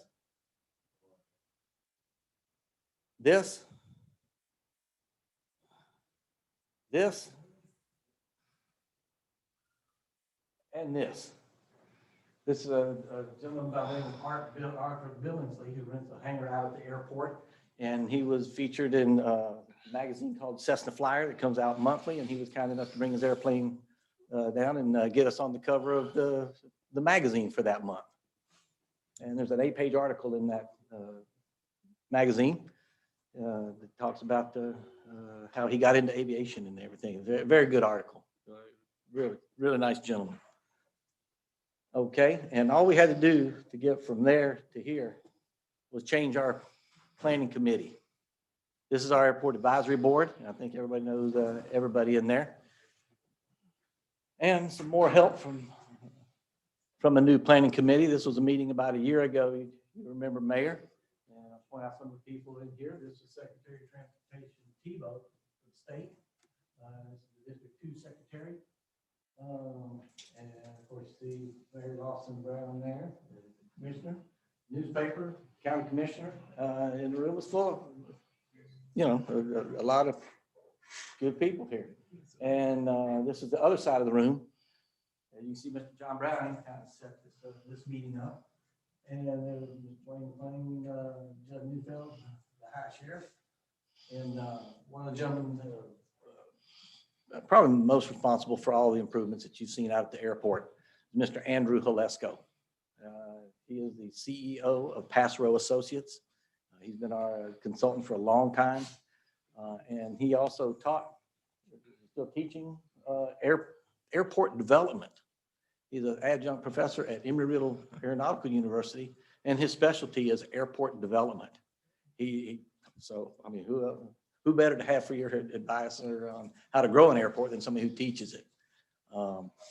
And one day I asked Andrew, said, what do you like about your job? Everybody kind of has a particular aspect they like about their jobs. And he said, I like chasing the money, John. He said, that's my I like it. So he keeps well versed in legislation and FAA and our Florida FAA funding and Florida Department of Transportation funding. So he's very responsible for all of the improvements you've seen at the airport. And here's a list of projects that have happened since 2004. There are 24 separate projects here. And the total is $22 million that we put into the airport since about 2004. That list that you have in your hand, if you look on the second page where it's got a green asterisk next to grant funding that Palatka has received, when you get a chance, please compare that with other towns of similar size and even smaller towns. And you will see that the Federal Aviation Administration and the Florida Department of Transportation has been very, very good to this airport and this community.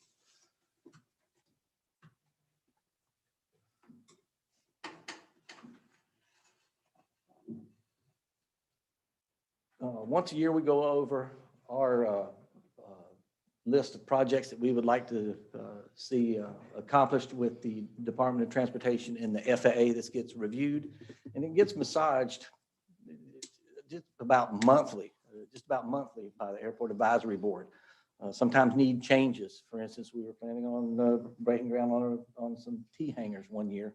Then we had an opportunity to buy 5 acres of land, and we needed to buy the land before somebody else purchased it. So we were able to move that funding around. This is just kind of a general wish list for looking out till 2027. But the funding does get moved around from year to year. And these are our short-term priorities. One of the most important priorities up there, because we know revenue is near and dear to our financial hearts. The second project, we're getting ready to break ground on a new row of T hangars. The T hangars are funded 100% by the Department of Transportation. So what that means is the day that's finished, it starts generating revenue to the tune about a seven unit facility would bring about $27,000 additional revenue per year for the airport.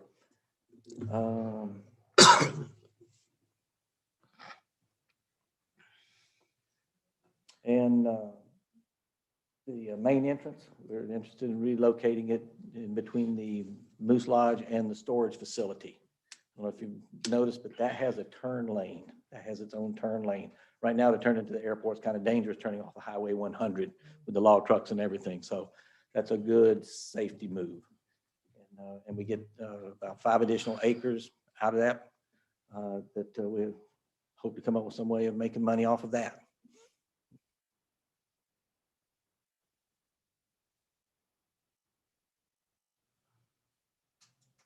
What am I doing wrong here? I'm pushing the same button.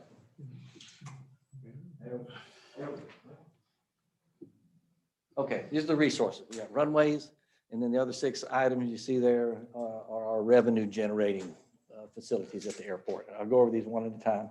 This is what the airport looks like from the air. We have a 6,000-foot east-west runway, and in fact, it's a great picture, isn't it? How nice Palatka looks from the air. And you'd be hard pressed to find towns of similar size with a 6,000-foot runway. That's a real feather in our cap here. We have 64 T hangars, and we just raised rent on those beginning in January. We have 3 commercial hangars, commercial businesses operating in them. We have 4 executive hangars for storing multiple aircraft. And we have 2 buildings, the old terminal building, and then the land you see there and the land that the Skydive building sits on is leased to Skydive Palatka. And the east office on the terminal building is our Florida Aviation Professionals Flight School that started there a couple years ago. And this is our self-serve fuel facility. And you can see from the pavement there, this is one I think this is about the last pavement on the entire airport that hasn't been redone since 2007. How often do you change your fuel prices? Every time we take a tanker load, we look at what we paid for the last tanker load and we adjust the fuel prices based on what we just paid for a tanker load. How often do you get a tanker load? We went through a tanker load of 100 load lead about once a month, and Jet A about one every 2 months. Yeah, I was talking to someone and they change their fuel prices daily. And if you go to the gas stations around here, fuel prices have escalated over the last 30 days. And so it may be an opportunity, we may be missing opportunities on revenue Yeah. just based on the fact of how frequencies that are out there. Yeah. Because you've basically had gas prices increase roughly in the last 90 days by almost 80 cents per gallon. Up and up. I don't know how that affects jet fuel, but I'm sure it has to be something very similar.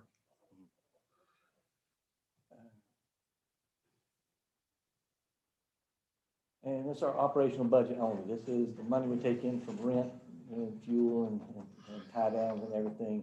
Does it pay for electricity, salaries, water? This is from last year. It does not include the debt service or the airport improvement program. And we did have a $25,000 match last year. So you can take that out of here and you can see what that did to us, you know. So, and I guess my question with that is, at one point we found ourselves where the airport was almost at a break even, including the debt service, and now we're finding we were close. Far different than where we are now. Are we? And I know we're looking creatively for revenue streams. Are there any propositions or any thoughts as to what we can do to generate additional revenues with existing resources in order to get us to a point where we start to cover more of the debt service that's out there, even though we know it's coming off in the next couple of years, but getting to a point where we don't find ourselves increasing debt service in order to make certain improvements, i.e. maintenance on new T hangers, things of that nature, as we try to get the airport to a point of self-sufficiency. Yeah, the debt service is tough because you'll see in a minute, the loan payment on that is about $150,000 a year. That has been the ugly burden on the general public. And I don't know if it's not so much a revenue generator, but maybe an expense reducer. I don't know if anybody's ever considered the thought of partnering with the county. And like what you talked about, partnering with the county on Pistol Range. I don't know if there's any help the county could give us. Good luck. Of course, that doesn't help revenue, but the additional property, the new entrance, maybe there's something we could do with that. And we've got some more jets have been coming in here. We've got kind of hopefully a big thing going on with the resort. The Bass Pro Shop is currently building, and they come down more often. Matter of fact, I think they're doing this evening.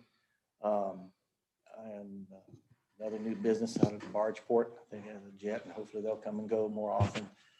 It would be nice to get more jets in here to sell more jet fuel. Mr. Yule, Go ahead.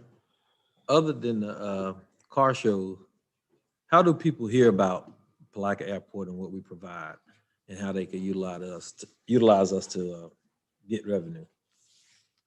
Like the internet, website, and as far as aircraft traveling back and forth, they're kind of prone to stop where their fuel will start to run out. They will. I guess a better question would be, are we promoting it in any way that could help us? Yeah, before Corona hit, we did increase our advertising budget, and we actually went around to some a trade fair in Atlanta, Georgia, and We were starting to get out and go to more things and pass out marketing material. So.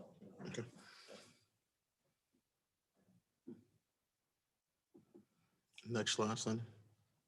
Exactly. You got something, Mr. I Holmes? will mention that we've been talking about the very questions that you've been asking about whether we have a plan for the airport that is now current in terms of the times, the changes that have occurred in aviation, the changes that have occurred in the geographic area, those sorts of things.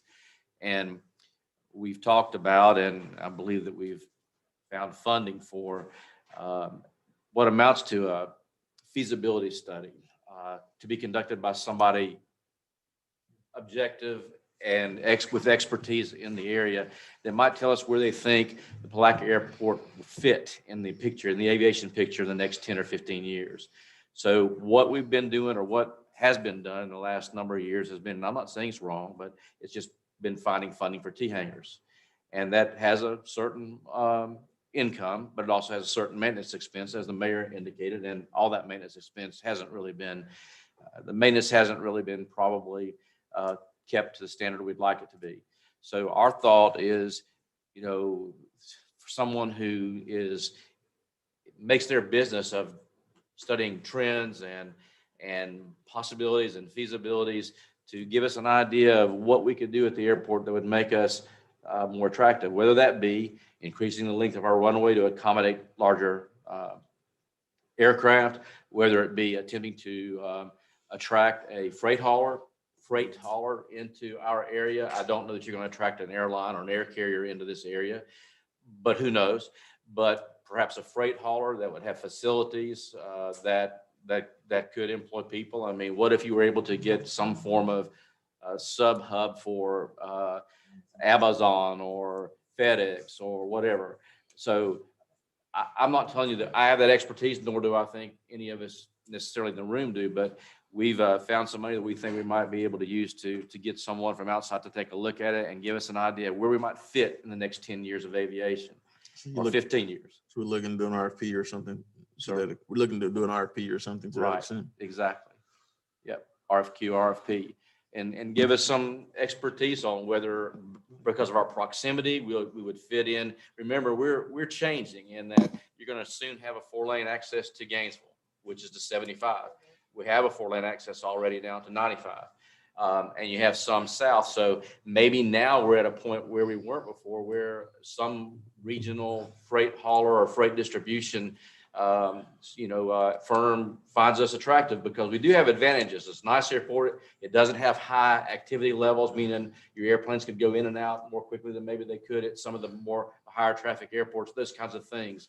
But we think it's time that we think a little bit with some outside, some new thought processes. And so Jonathan and I have been working. We think we have some grant money that we can use for that purpose, and then see where that takes us.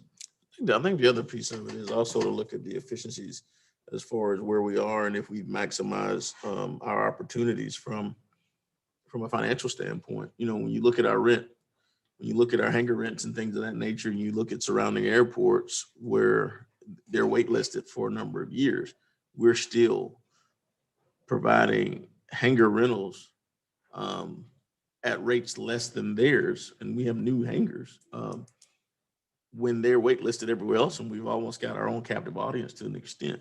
I think all those things we look at. We've talked about the air show, and Mr. Yule suggested getting a promoter or someone in place to see where we would be with the air show. It's become a very huge event, and thousands of folks coming in, but it's an event that's primarily free. Exactly. And so those are all opportunities, I think, as we start to build on these things. When you've created the following for 3 decades, it puts you in a position where you can now start to look at, how you can generate revenues without necessarily breaking the bank of the people who've been supportive of you over the years. Great. But being able to at least cover your cost, and also taking the burden off of your committees and volunteers to deal with some of the aspects of what's in place. So I think when we look at all those, we've talked for a while, and even Pastor Rose presented some information and opportunities to put in retail establishments in the front of the airport, all those different things. But we're at a point where it's time to start to pull the trigger on some of those opportunities, particularly as we see that debt projected to come off in 23 or 24, assuming that we don't create any new debt. And so my biggest concern is making sure that the airport finds itself financially in a situation similar to what happened with the golf course, where we're operating in the black and cutting checks back to the general fund, as opposed to continually paying the debt service without really kind of funding from that standpoint. So I think those are just some of the ways that we're looking to build things up. Next slide. Bless you. Bless you. Bless you. Next slide. And just to give you an idea of how good the FAA and the FDOT have been to us, you see, we did have a $25,000 match last year. This year, the FAA has graciously agreed to fund our next project at 100%, which was going to be a $23,000 match on our part, but we don't have that this year. So hopefully that trend continues, like you said, Mayor, that we keep our debt down. We've definitely been blessed in getting 100% funded grants coming in. Pastor Rowe's done a great job as it relates to the grant funding that's been in place. We just have to push forward as far as revenue production. Yes, sir. Think ahead. Okay. Well, that concludes my briefing. Are there any questions? Any questions from the commission, comments? Just, thanks. I do think we're kind of on the cusp. We're in a good location, in a good way, especially with the outer band road being built around Jacksonville, how that's going to bring new business to the area. And I see us as a kind of a general aviation reliever or a cargo plane reliever for Jacksonville airports and St. Augustine. You had a special visitor come in last week, right? Yes, yes. The CEO of Under Armour came in to visit us, the creator of Under Armour. So we just need some more of those. Okay. All right. Thank you. Commissioner Board, you have something? All right. Thank you, Mr. Yu. Chief, you got something else? The only one that winning teams. Earlier, right?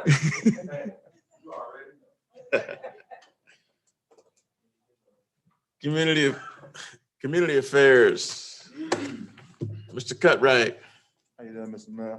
Yes, sir. Since we're going way back in history, I'm gonna take y'all back to 1804.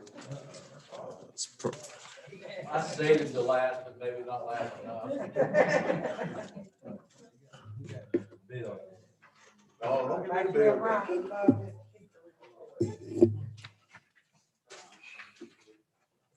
I helped you on the phone, but you're not here, so we'll get to the job. Okay, before we get started, everybody stand up and shake the hands out, get loose, because I want y'all to be very alert with my presentation for Sunday. How do we work this? I see George, you have the card. Mr. Cutright, could you take off your?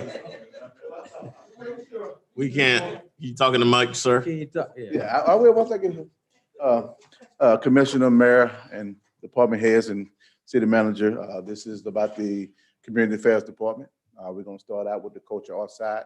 And the main thing we're gonna communicate about is gonna be the dollar rentals first. I'm not gonna read verbatim because I gave everybody a package and you can kind of see what's going on. But on the dollar rentals, the houses are the Brunson Holland House, Hammock Hall, Larimer Art Center, Tillman House, Waterworks, and Willie Cooper Building. Those buildings are been in the city's possession for a while. Some of the contracts have expired and we're trying to update them. Some of the contracts are over 27 years old with people's names on it that has passed on. So we're trying to change new ink on that. We are functioning at an $18,000 budget to repairs and keep those houses up. As you look down this sheet of paper and you look at some of the houses, we're right now going to function at right about $75,000 to do the repairs on these buildings. It becomes a domino effect now. These buildings are pretty old. These houses are old, and maintenance, I'm not going to put the blame on anybody. Some was done in the past and some wasn't, but now it's catching up with us.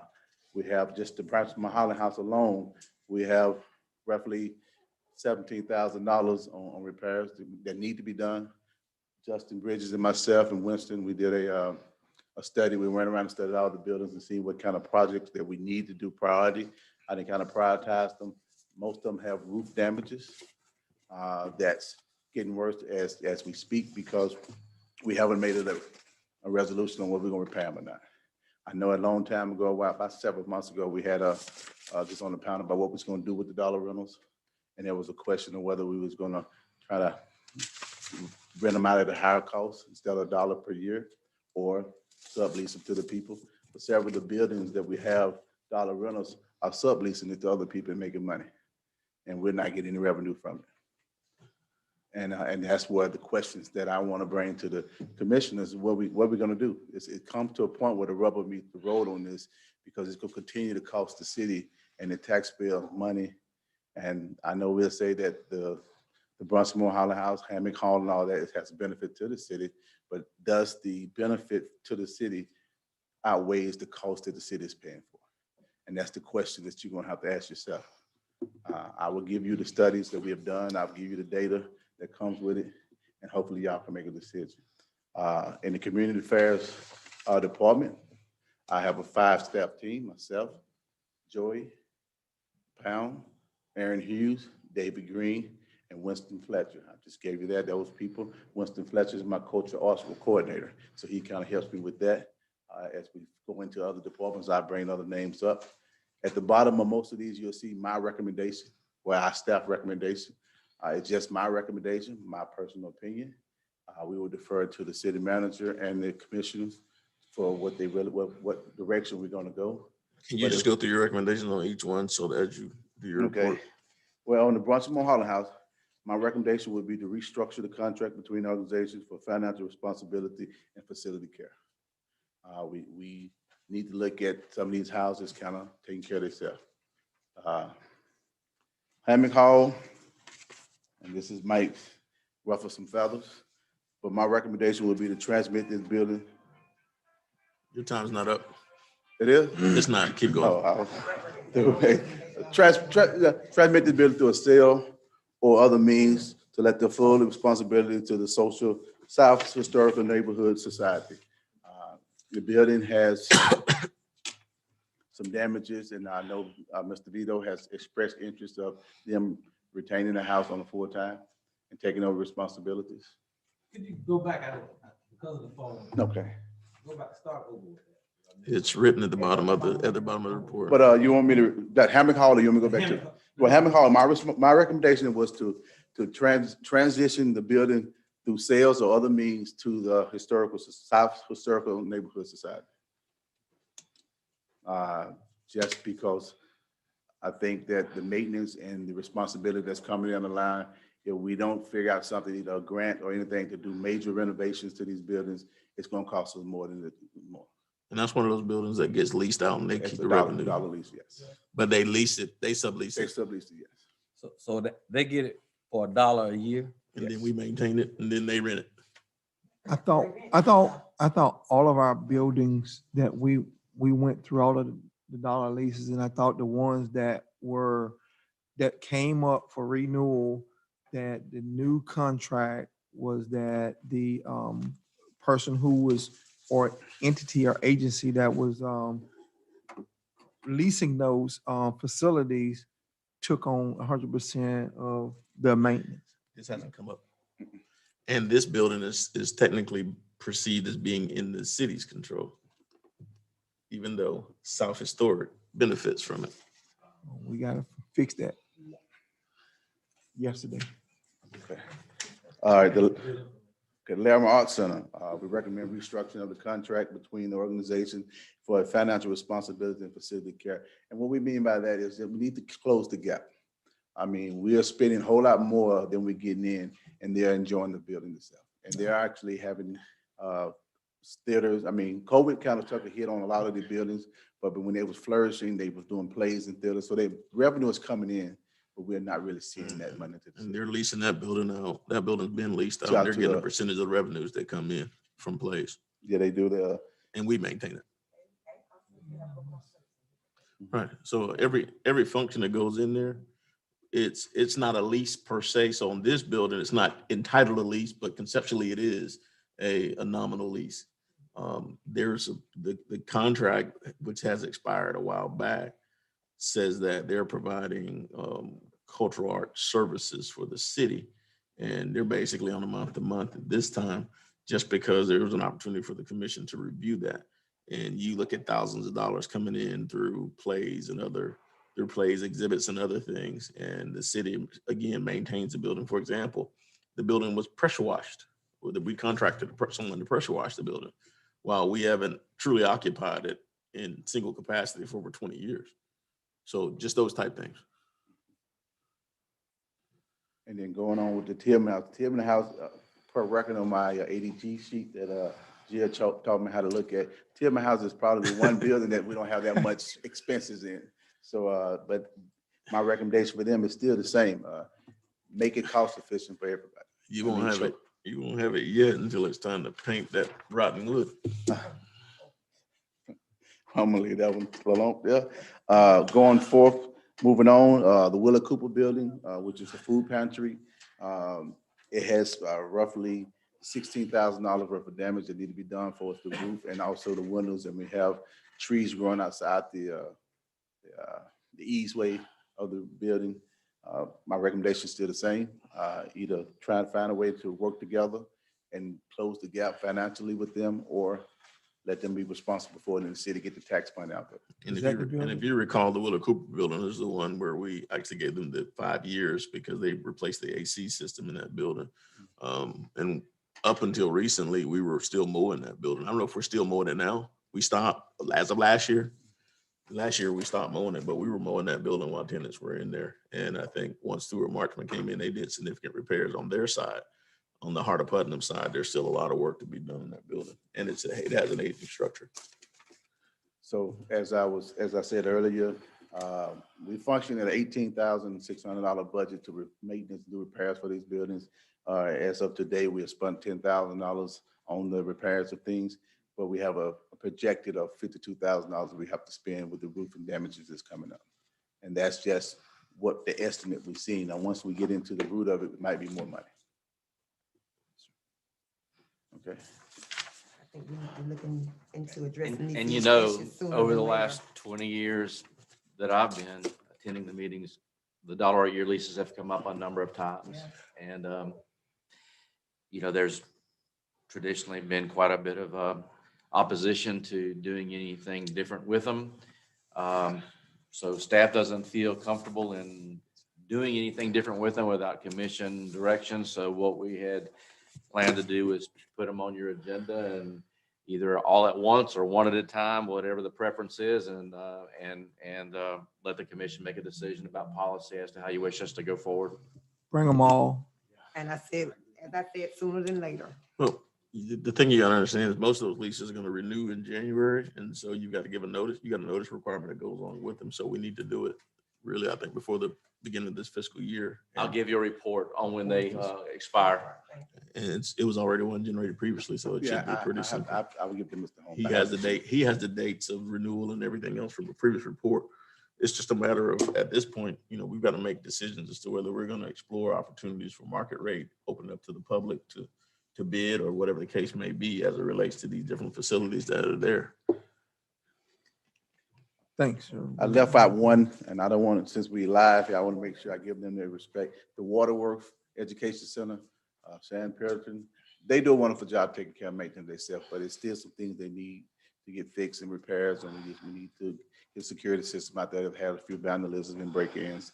But the same recommendation goes to all the buildings. And that's one of the places where your volunteers end up, their work, they're worth just Volunteer, significant amounts. That system runs on autopilot with them out there I to an actually extent. have to commend her sometime. They do such a wonderful job out there. Sometimes I do forget about them because they're kind of solid. They're not the squeaky wheel. So sometimes they don't get the grease. That's what happens when you get a whole bunch of PhDs together, or environmentalists and professors, they make it happen. But they share that with me all the time about their PhD.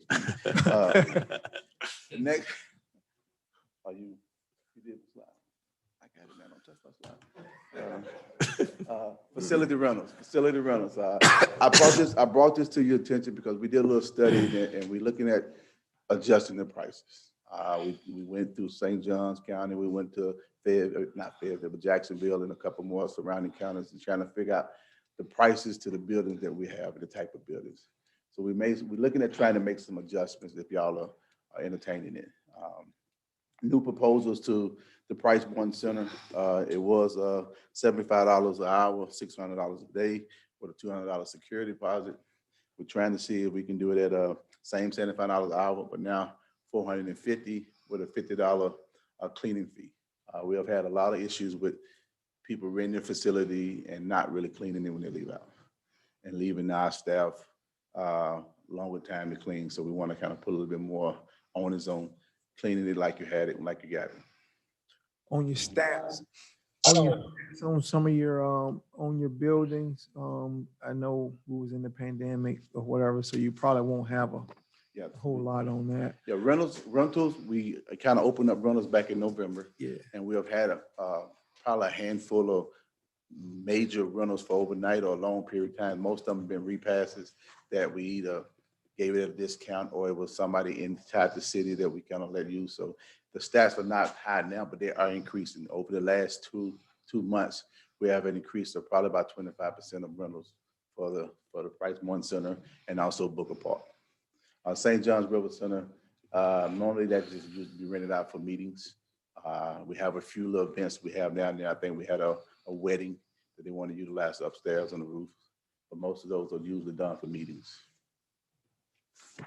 And the proposals are just pretty much really, other than Price One Center, the proposals are really just adding a cleaning fee to everything. The Price Are you One talking Center, about $50 flat fee or $50 per hour? $50, that's $25 for the cleaning fee, so it's 2 hours, a minimum of 2 hours.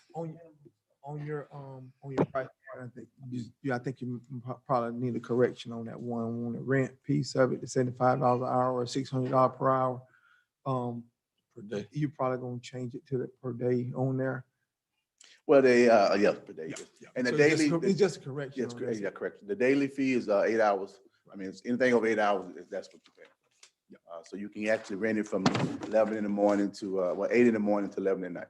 Right. And you say you're dropping that To 450 from 600. And we're picking up $50 more.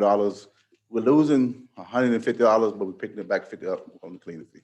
Do you really want to go to doing the hourly rental on that facility as opposed to doing the daily rental and having to take on the burden of calculating? Well, most of the facility rentals we have had has always been daily. I don't think we had maybe one or two that actually did an hourly thing, but most of them have been daily rentals.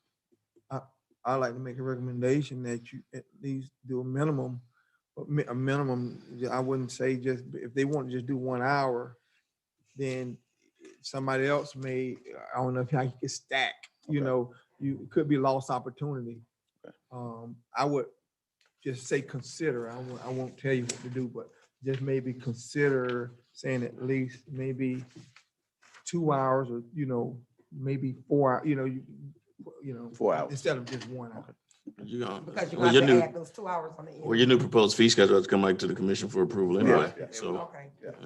there'll be plenty of time to discuss Right. the pros and cons. And next slide. Next slide is just a carry on to that situation we were talking about. That's the Brunson Mulholland House fee, $500 deposit, $100 rental per hour, and $800 for the day. And we're trying to increase the price because the Brunson Mulholland House has a lot of delicate material down there, so we want to have a higher security deposit to cover some materials or anything they might have. But most of the stuff will be put on kind of like rollers, so it can be rolled in and out easier. I know one of the other things we talked about is in the past with the Brunson Mulholland House is we talked about rentals and things of that nature. was partnering with wedding planners or other organizations to do marketing and maybe even some, or even giving them some type of commission for bringing rentals forward, and putting out literature, because we've had a few weddings there. And at one point, we even discussed changing the way that the landscape was set up so that it'd be more conducive to be able to get the outdoor events in.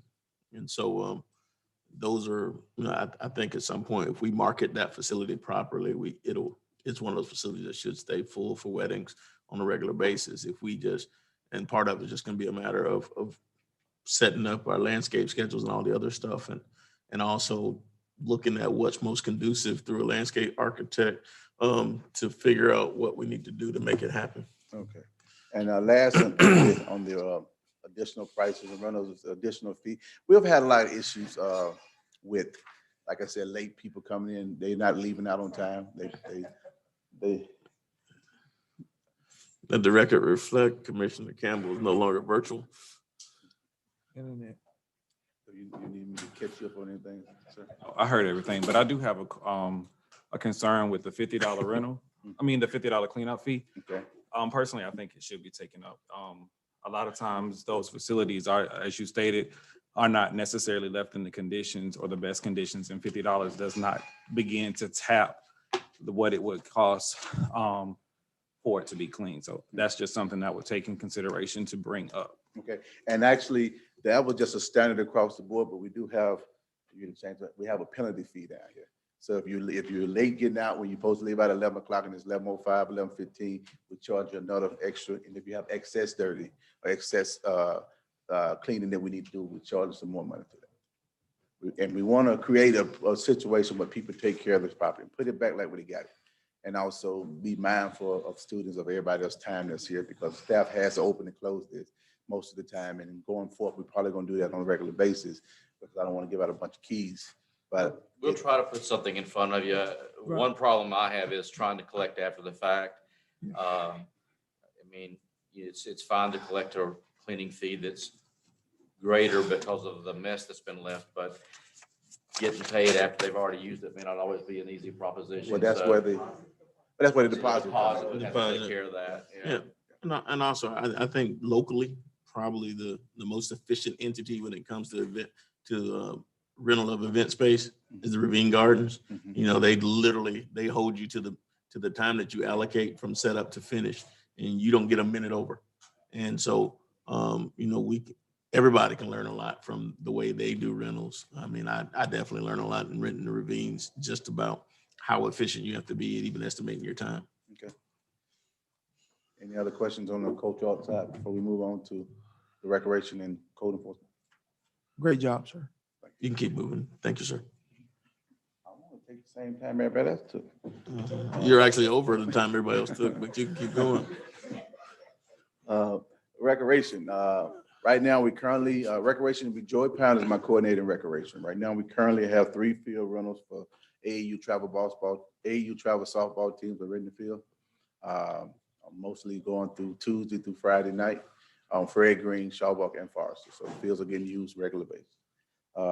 Programs, we had a mini camp during spring break.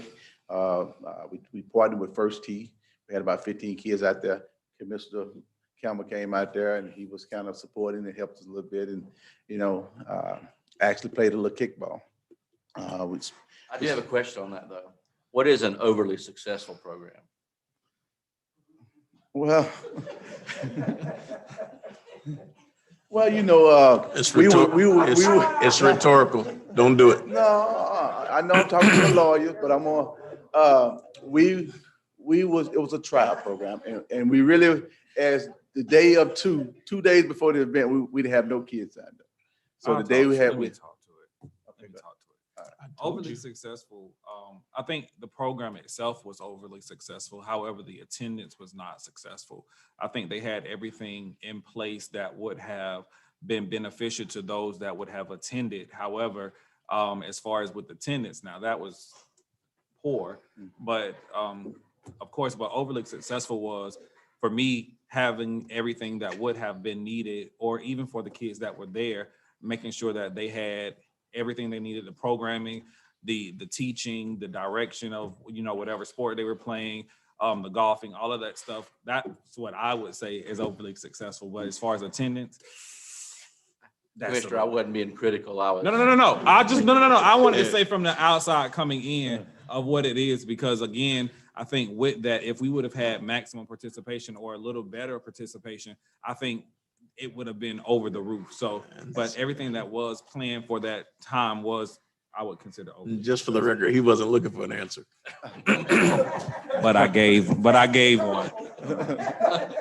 But I wanted to give it because again, that's something I want to give them kudos for anyway. So And going forth, like COVID took a hit. Before COVID came, we was averaging about 45 to 50 some kids in our programs. So when we shut down, trying to bring them back now, some are just probably still scared to come out here and do organized program sports. Some are moved on to other places, and some are just waiting to see if we really gonna continue to do this. So we're looking at building that. Our mainstream is promoting it as Facebook, Instagram, the radio station, and the newspaper. I used to do the flyers in the schools, but we was killing too many trees. I was printing probably 4,500 flyers, taking them to school and putting them in stacks of 20. Just do the math for that. That was getting very tiresome for each program.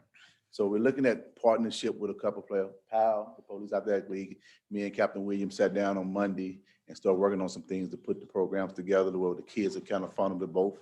And that spearheaded into the summer camp that we're gonna run the last weekend in June to the end of July.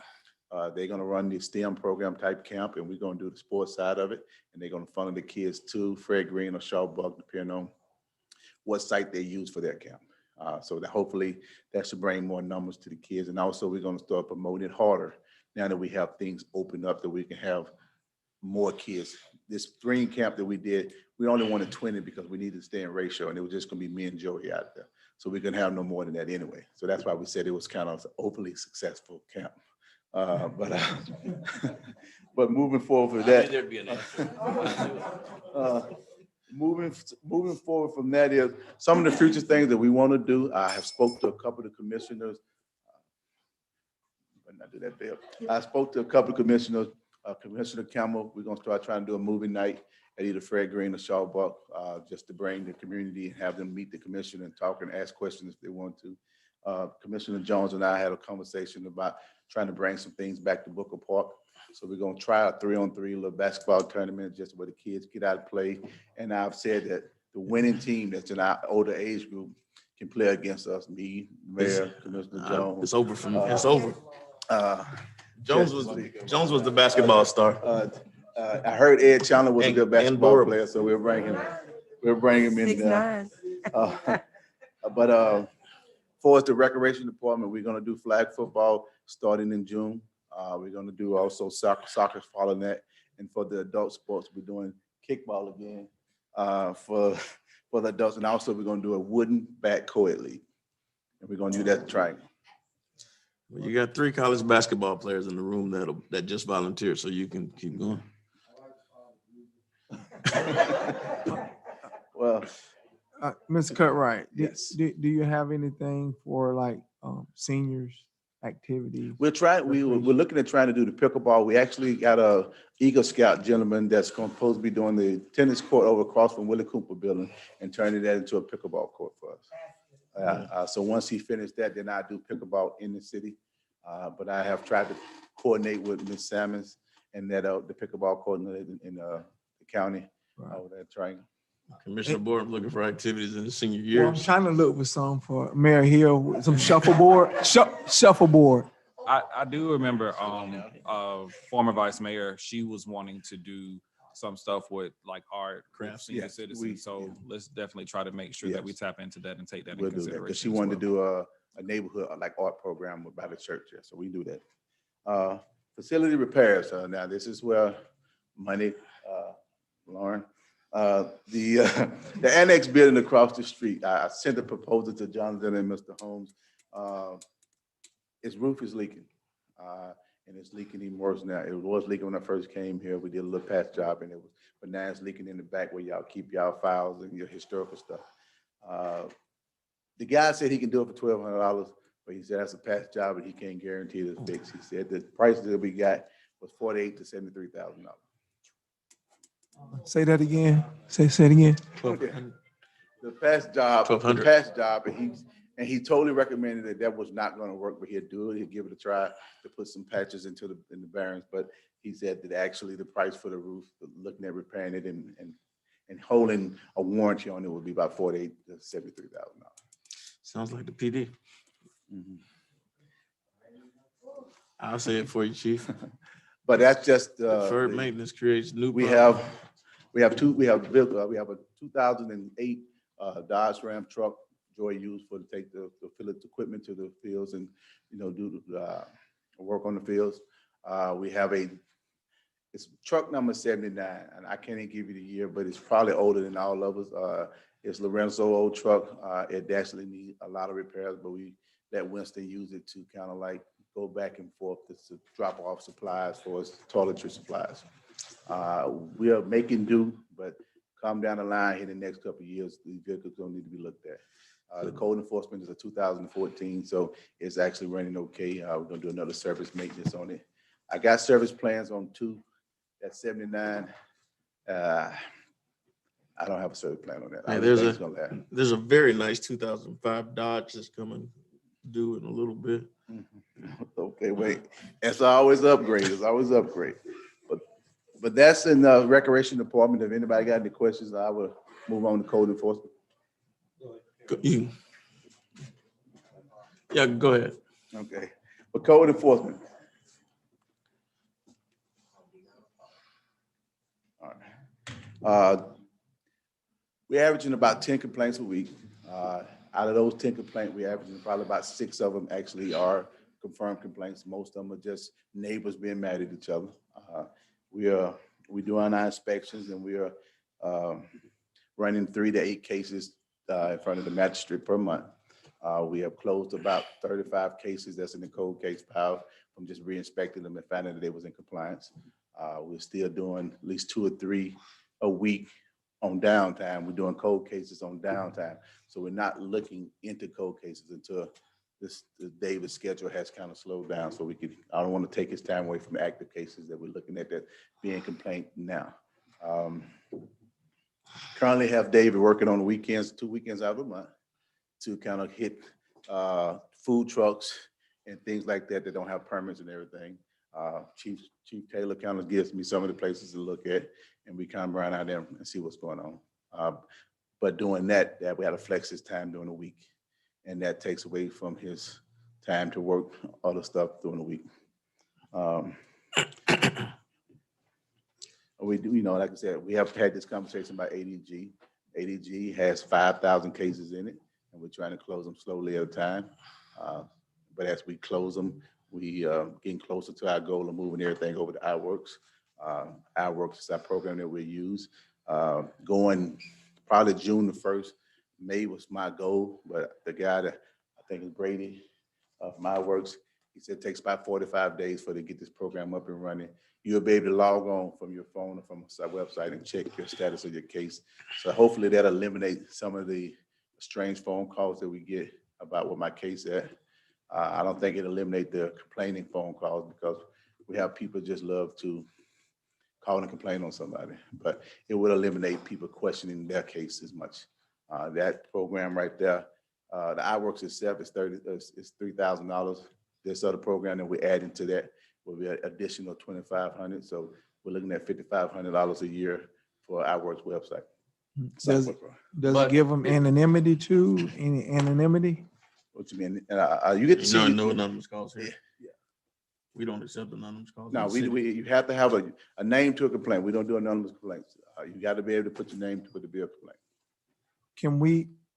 Is there not a way that it can be coded in a way to where if the person give their information, that it can be like disguised as given a number or something like that, though, where Public it's record. not. It's a public record.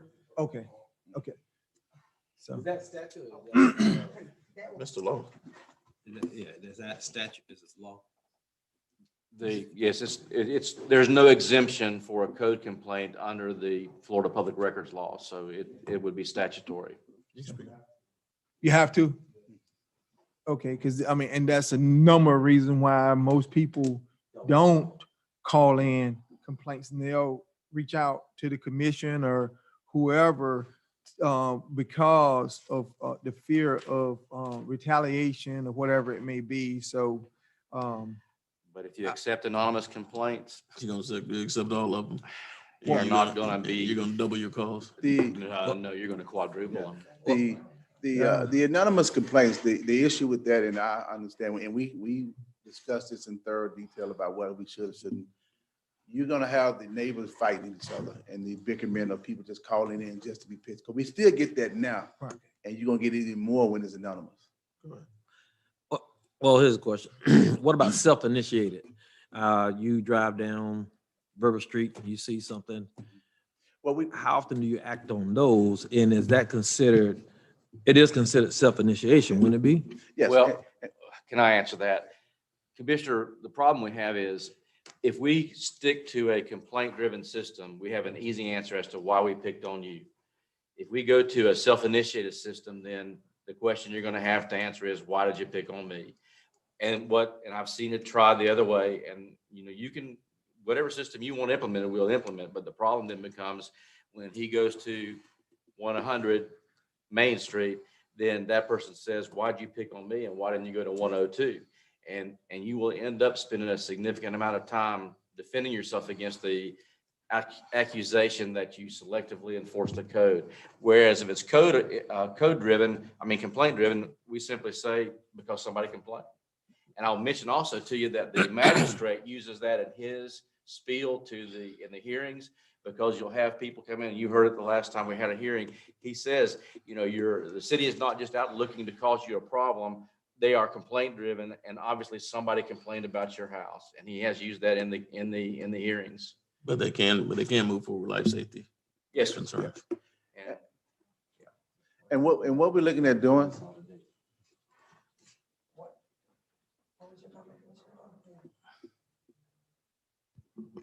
No, like something for safety, you already answered the question, that you see it's impeding traffic or is at that point, it's in. and we have initiated a few of those that we've seen that Oh, will yeah. say safety issues.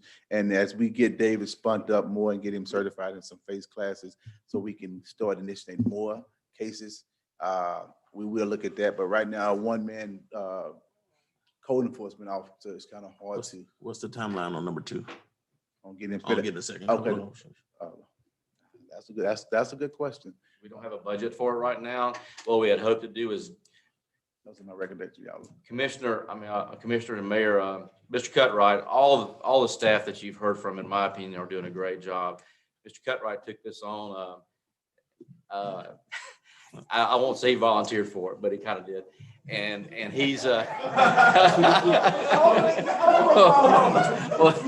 overly volunteered. well, he said volunteered or voluntold. I don't know which one. Voluntold, that's what it was. In any event, he has done a great job in getting a process moving forward. As he said, we haven't even been able to get a certified code enforcement officer because the schools have been shut down because of COVID. They've done on-the-job training at other jurisdictions to put a process in place, and I think they're doing a great job, having attended the hearings with the magistrate. So what our thought was that once the department was functioning and moving and we were clearing cases, which we are now, we started our hearings in February, so we've had February and March. Then once we felt like we had a process in place and things were moving, and we kind of figured out where the kinks were, like the iWork system, right now, I think he'll tell you that they spend a significant amount of time answering the phone and telling people where their case is. And he's complained to me about that a number of different times. So it's our process and we have some frequent flyers who call every single day, sometimes more than once a day.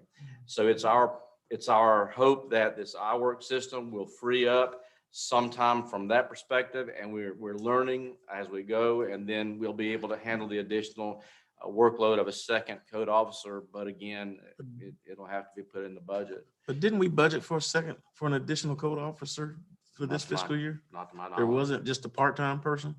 Yeah, We budgeted for another position in codes. If it wasn't full-time, it was a part-time. It was the administrative that we budgeted for. Administrator. And that's what Miss, Who you ended up taking part. You got a full-time person, but that full-time person, which is Miss Hughes, is consisting of one half code admin that you budgeted for and one half community affairs admin that you budgeted for, and you made one person out of that. So what you budgeted for was 1.5, one code officer and one half admin, and that one half admin is being joined with the cultural affairs to make Miss Hughes the one full-time, and that's what we've got budgeted right now. We may need to look at a budget amendment for one of these other positions that's empty right now. kind of throw me off a little bit on where I'm at, but yeah. You're at the bottom of your page. Yeah. But yeah, actually, the recommendation that y'all just brought up was what I was asking, we would recommend, another code officer. But to be honest with you, right now, if we had to see what I needed more than anything, we actually need a part-time administrative staff, because code enforcement, and Matt Newcomb probably can help me tell me better, sir, than this. It's a demanding game. People call every day to complain about something. We have several frequent flyers. We have a few people calling and have 16 cases they want to complain about. And just think about it, it takes time to take every case, name, information, and complaint issues. And then we have to put that in our works.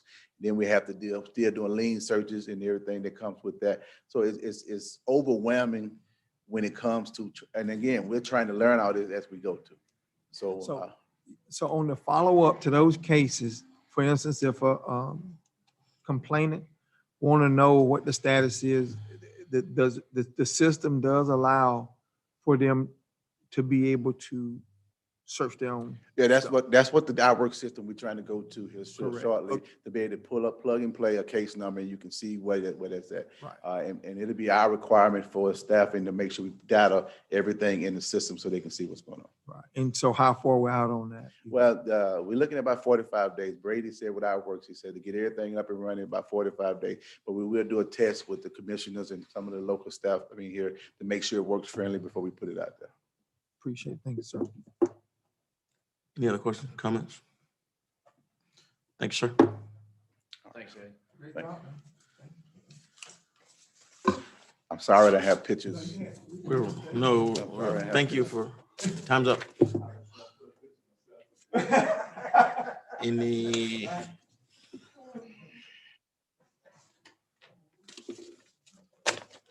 Mr. Holmes? You got anything from legal or clerk? You got anything for us, or? Other than we've tried to hit the high points on the reports, and then of course we'll respond to any questions that you have. I make a suggestion that we talked a little bit about it not long ago with the clerk's office, something we've been talking about for a while, as it's record keeping and record storage. The way that we're doing things, getting to a point where we start to digitize a lot of the stuff that we have in place. The older documents, also contacting someone like University of Florida with some of those historic documents that we have, and the threat that we have right now with the roof really creates, I think, even more of an expedient circumstance to try to deal with some of those issues. But we need to look at a plan to get our records keeping in compliance with what's in place and up to today's standards, as well as digitizing some of those documents from the 1800s. And so, no, you're fine. We just need to, I think we need to look at a way within the next 12 months or 18 months or whatever it may be that we start to prioritize record keeping. And we talked about it in having places put in as we build new facilities. But with the threat that we have in the annex building with roofing and things of that nature, we may need to look at a temporary storage site that deals with our records. That we got some records that go back to the Civil War. And I think at the end of the day, we need to make sure that we put ourselves in a position where those documents protected. It may be worth a conversation with University of Florida, St. John's, or someone as we talk about preserving historic records. And a lot of those things, I'm sure they would be eager to hold them in safekeeping for the city with, or even the Smithsonian.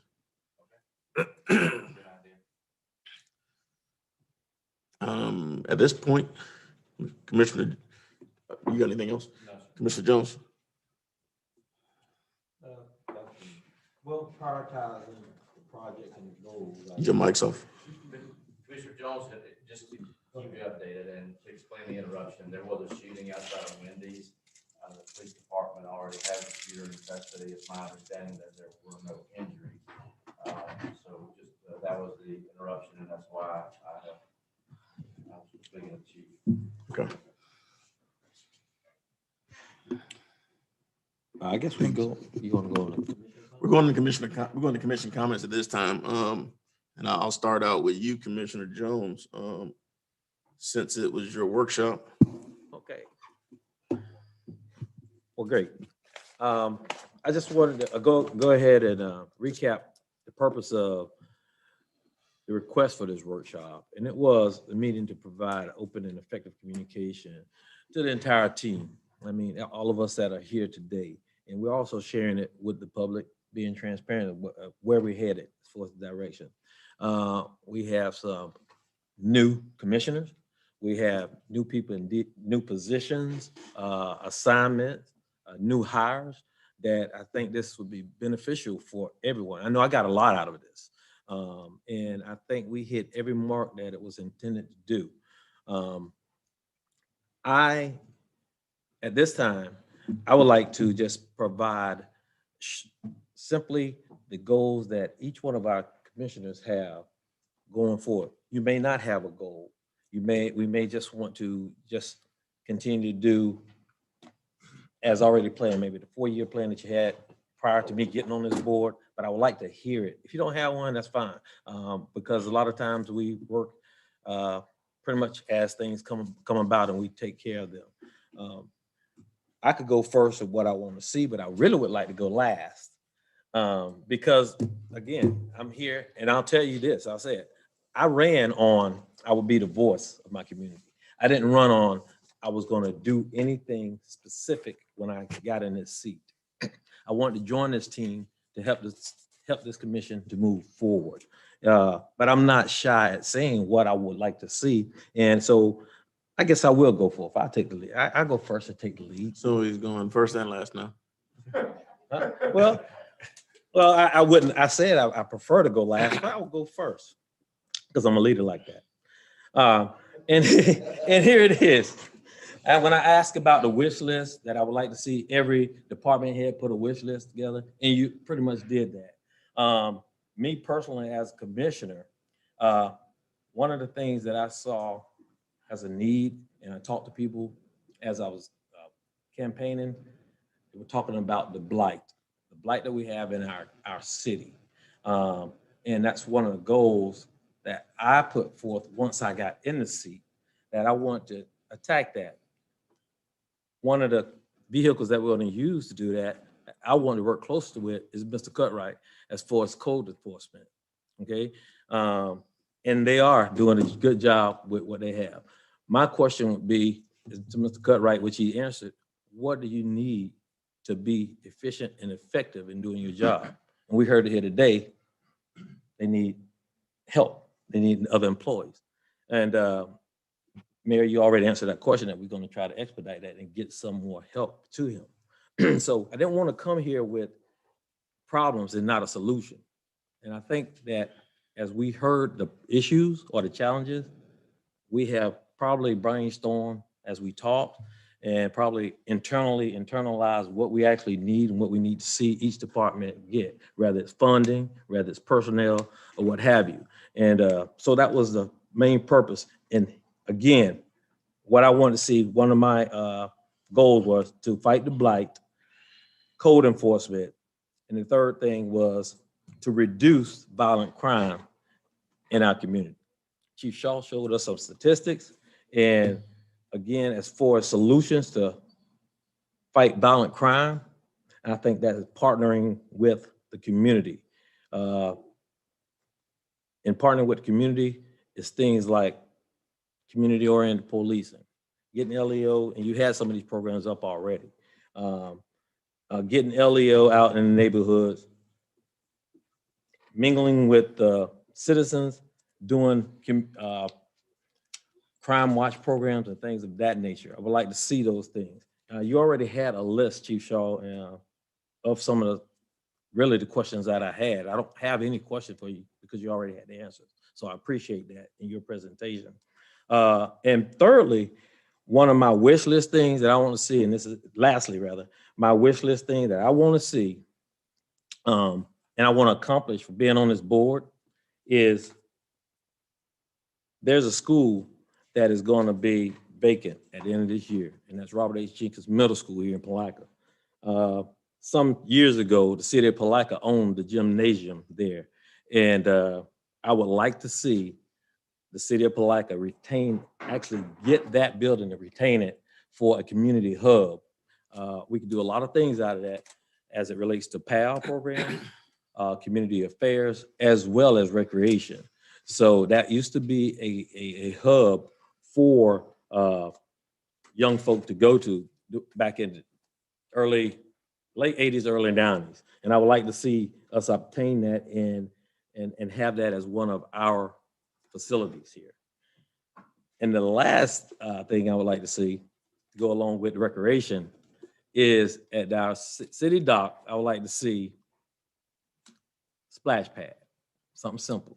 I would like to see us have a splash pad down there for children. I know it may seem as simple as could be, but we do have kids. The county have one of those, but we have a park down at the riverfront that don't have something like that that's attractive for kids. And I think that we could find the funding to do that at the riverfront as well as Lefty Booker Turner Park. Booker, Lefty Turner Park. So those are my wish list of things that I would like to see. Just to add on Jenkins, as far as PAL, I think the mayor can add a little bit more, but we've been in communications with the school board as far as to being able to utilize the facility.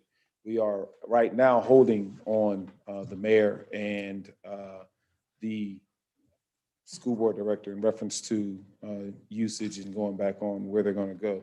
Last time I talked, they were looking at, Mr. Bolden was going to be getting with the mayor in reference to finalizing and coming up with an agreement. So goal almost accomplished. Thank you. Yeah, he actually, we're waiting for some additional conversation from some additional direction from the school district. And they're trying to compile some stuff now so that we can actually bring it back before the commission to see if there's that opportunity exists. And if I could speak to that, I was a part of the facilities workshop group, which I was glad to be a part of, because not only does that gymnasium have, is near and dear to my heart, the media center was named after my aunt who worked there for over 30 years. So me having a seat, opportunity to have a seat at the table, I was able to have that conversation with the leadership team about partnering with the city of Palatka to make sure that we can see about maintaining that gymnasium and maintaining the wing that houses the media center that's named after my aunt. And in talks for that is where, as Commissioner Campbell is familiar, is where we are wanting to host our summer program for this year. Right. So those are things that we are looking at, and you'll begin seeing the advertisement go out here. And when the very first place we held our summer camp was at Jenkins Middle School. So we are wanting to return to Jenkins Middle School and begin to continue on, especially for that history and moving forward. Right. I think they've already created a committee and had that meeting.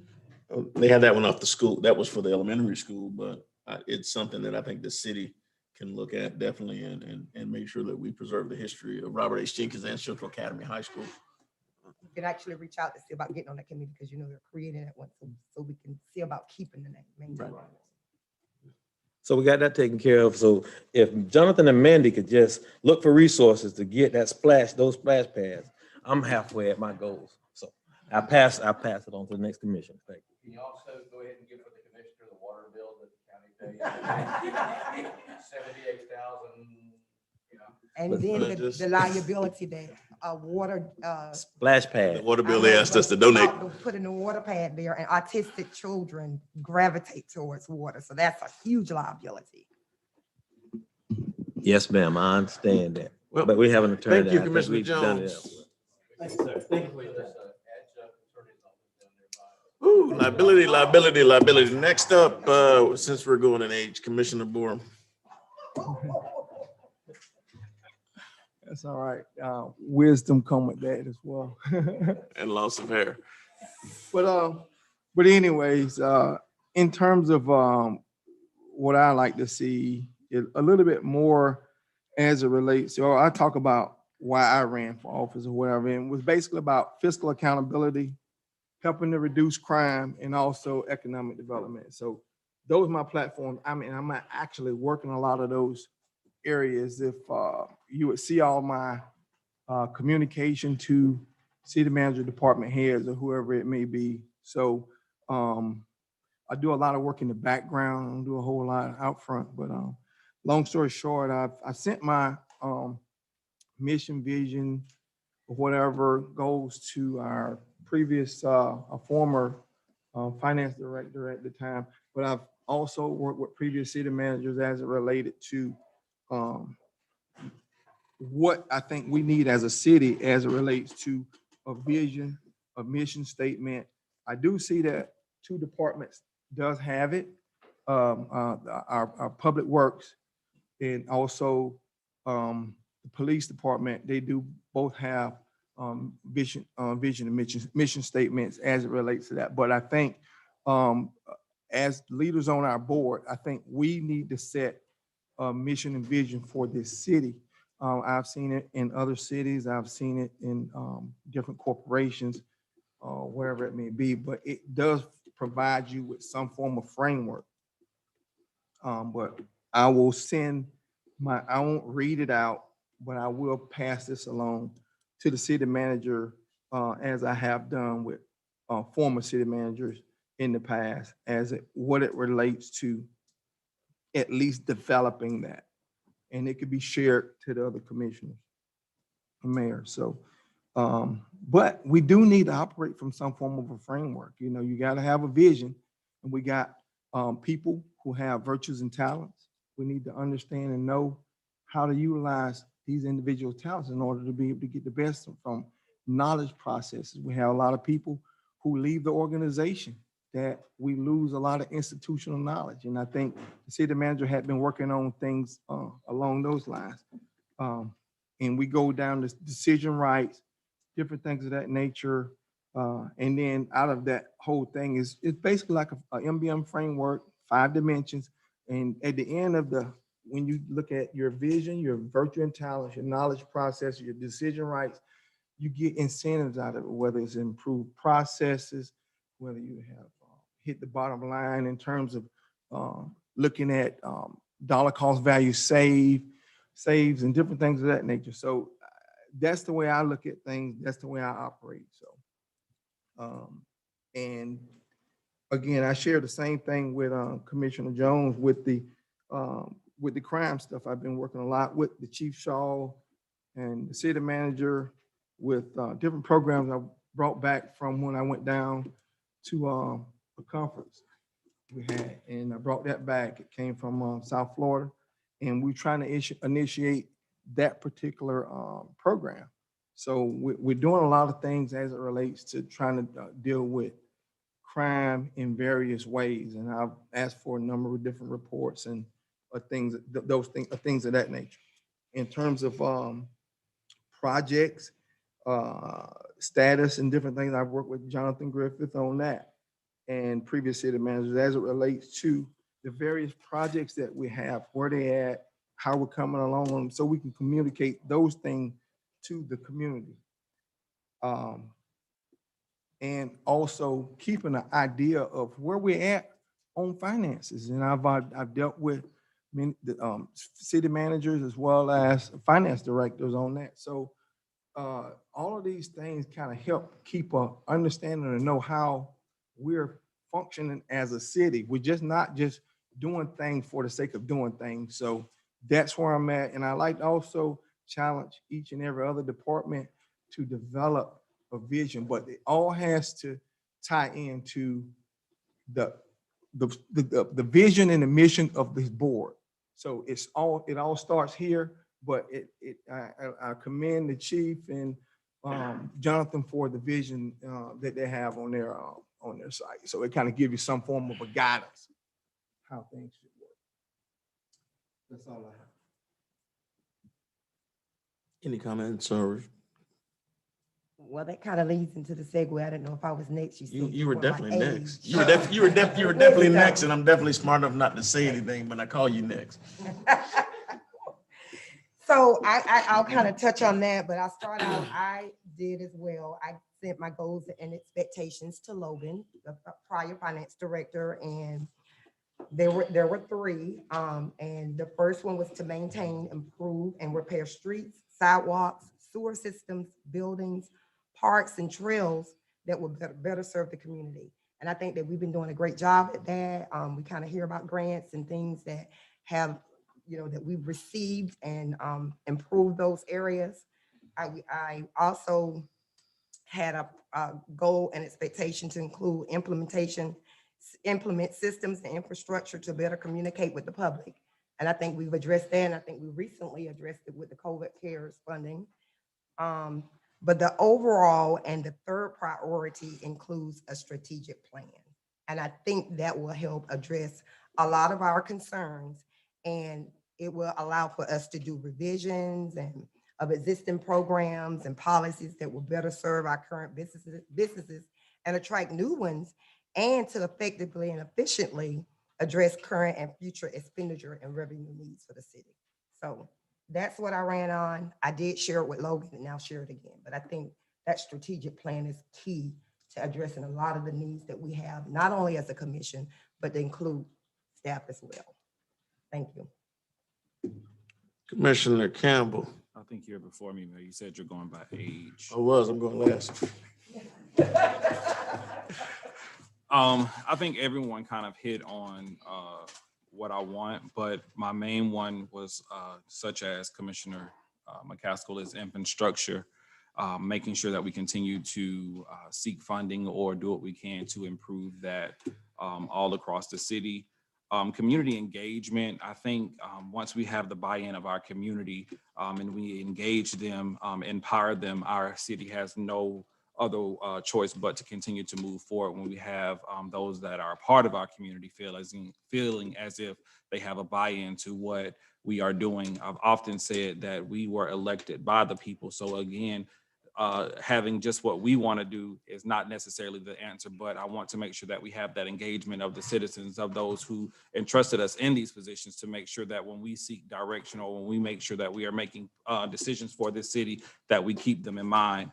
I would love for us to revisit the promoting of Palatka campaign.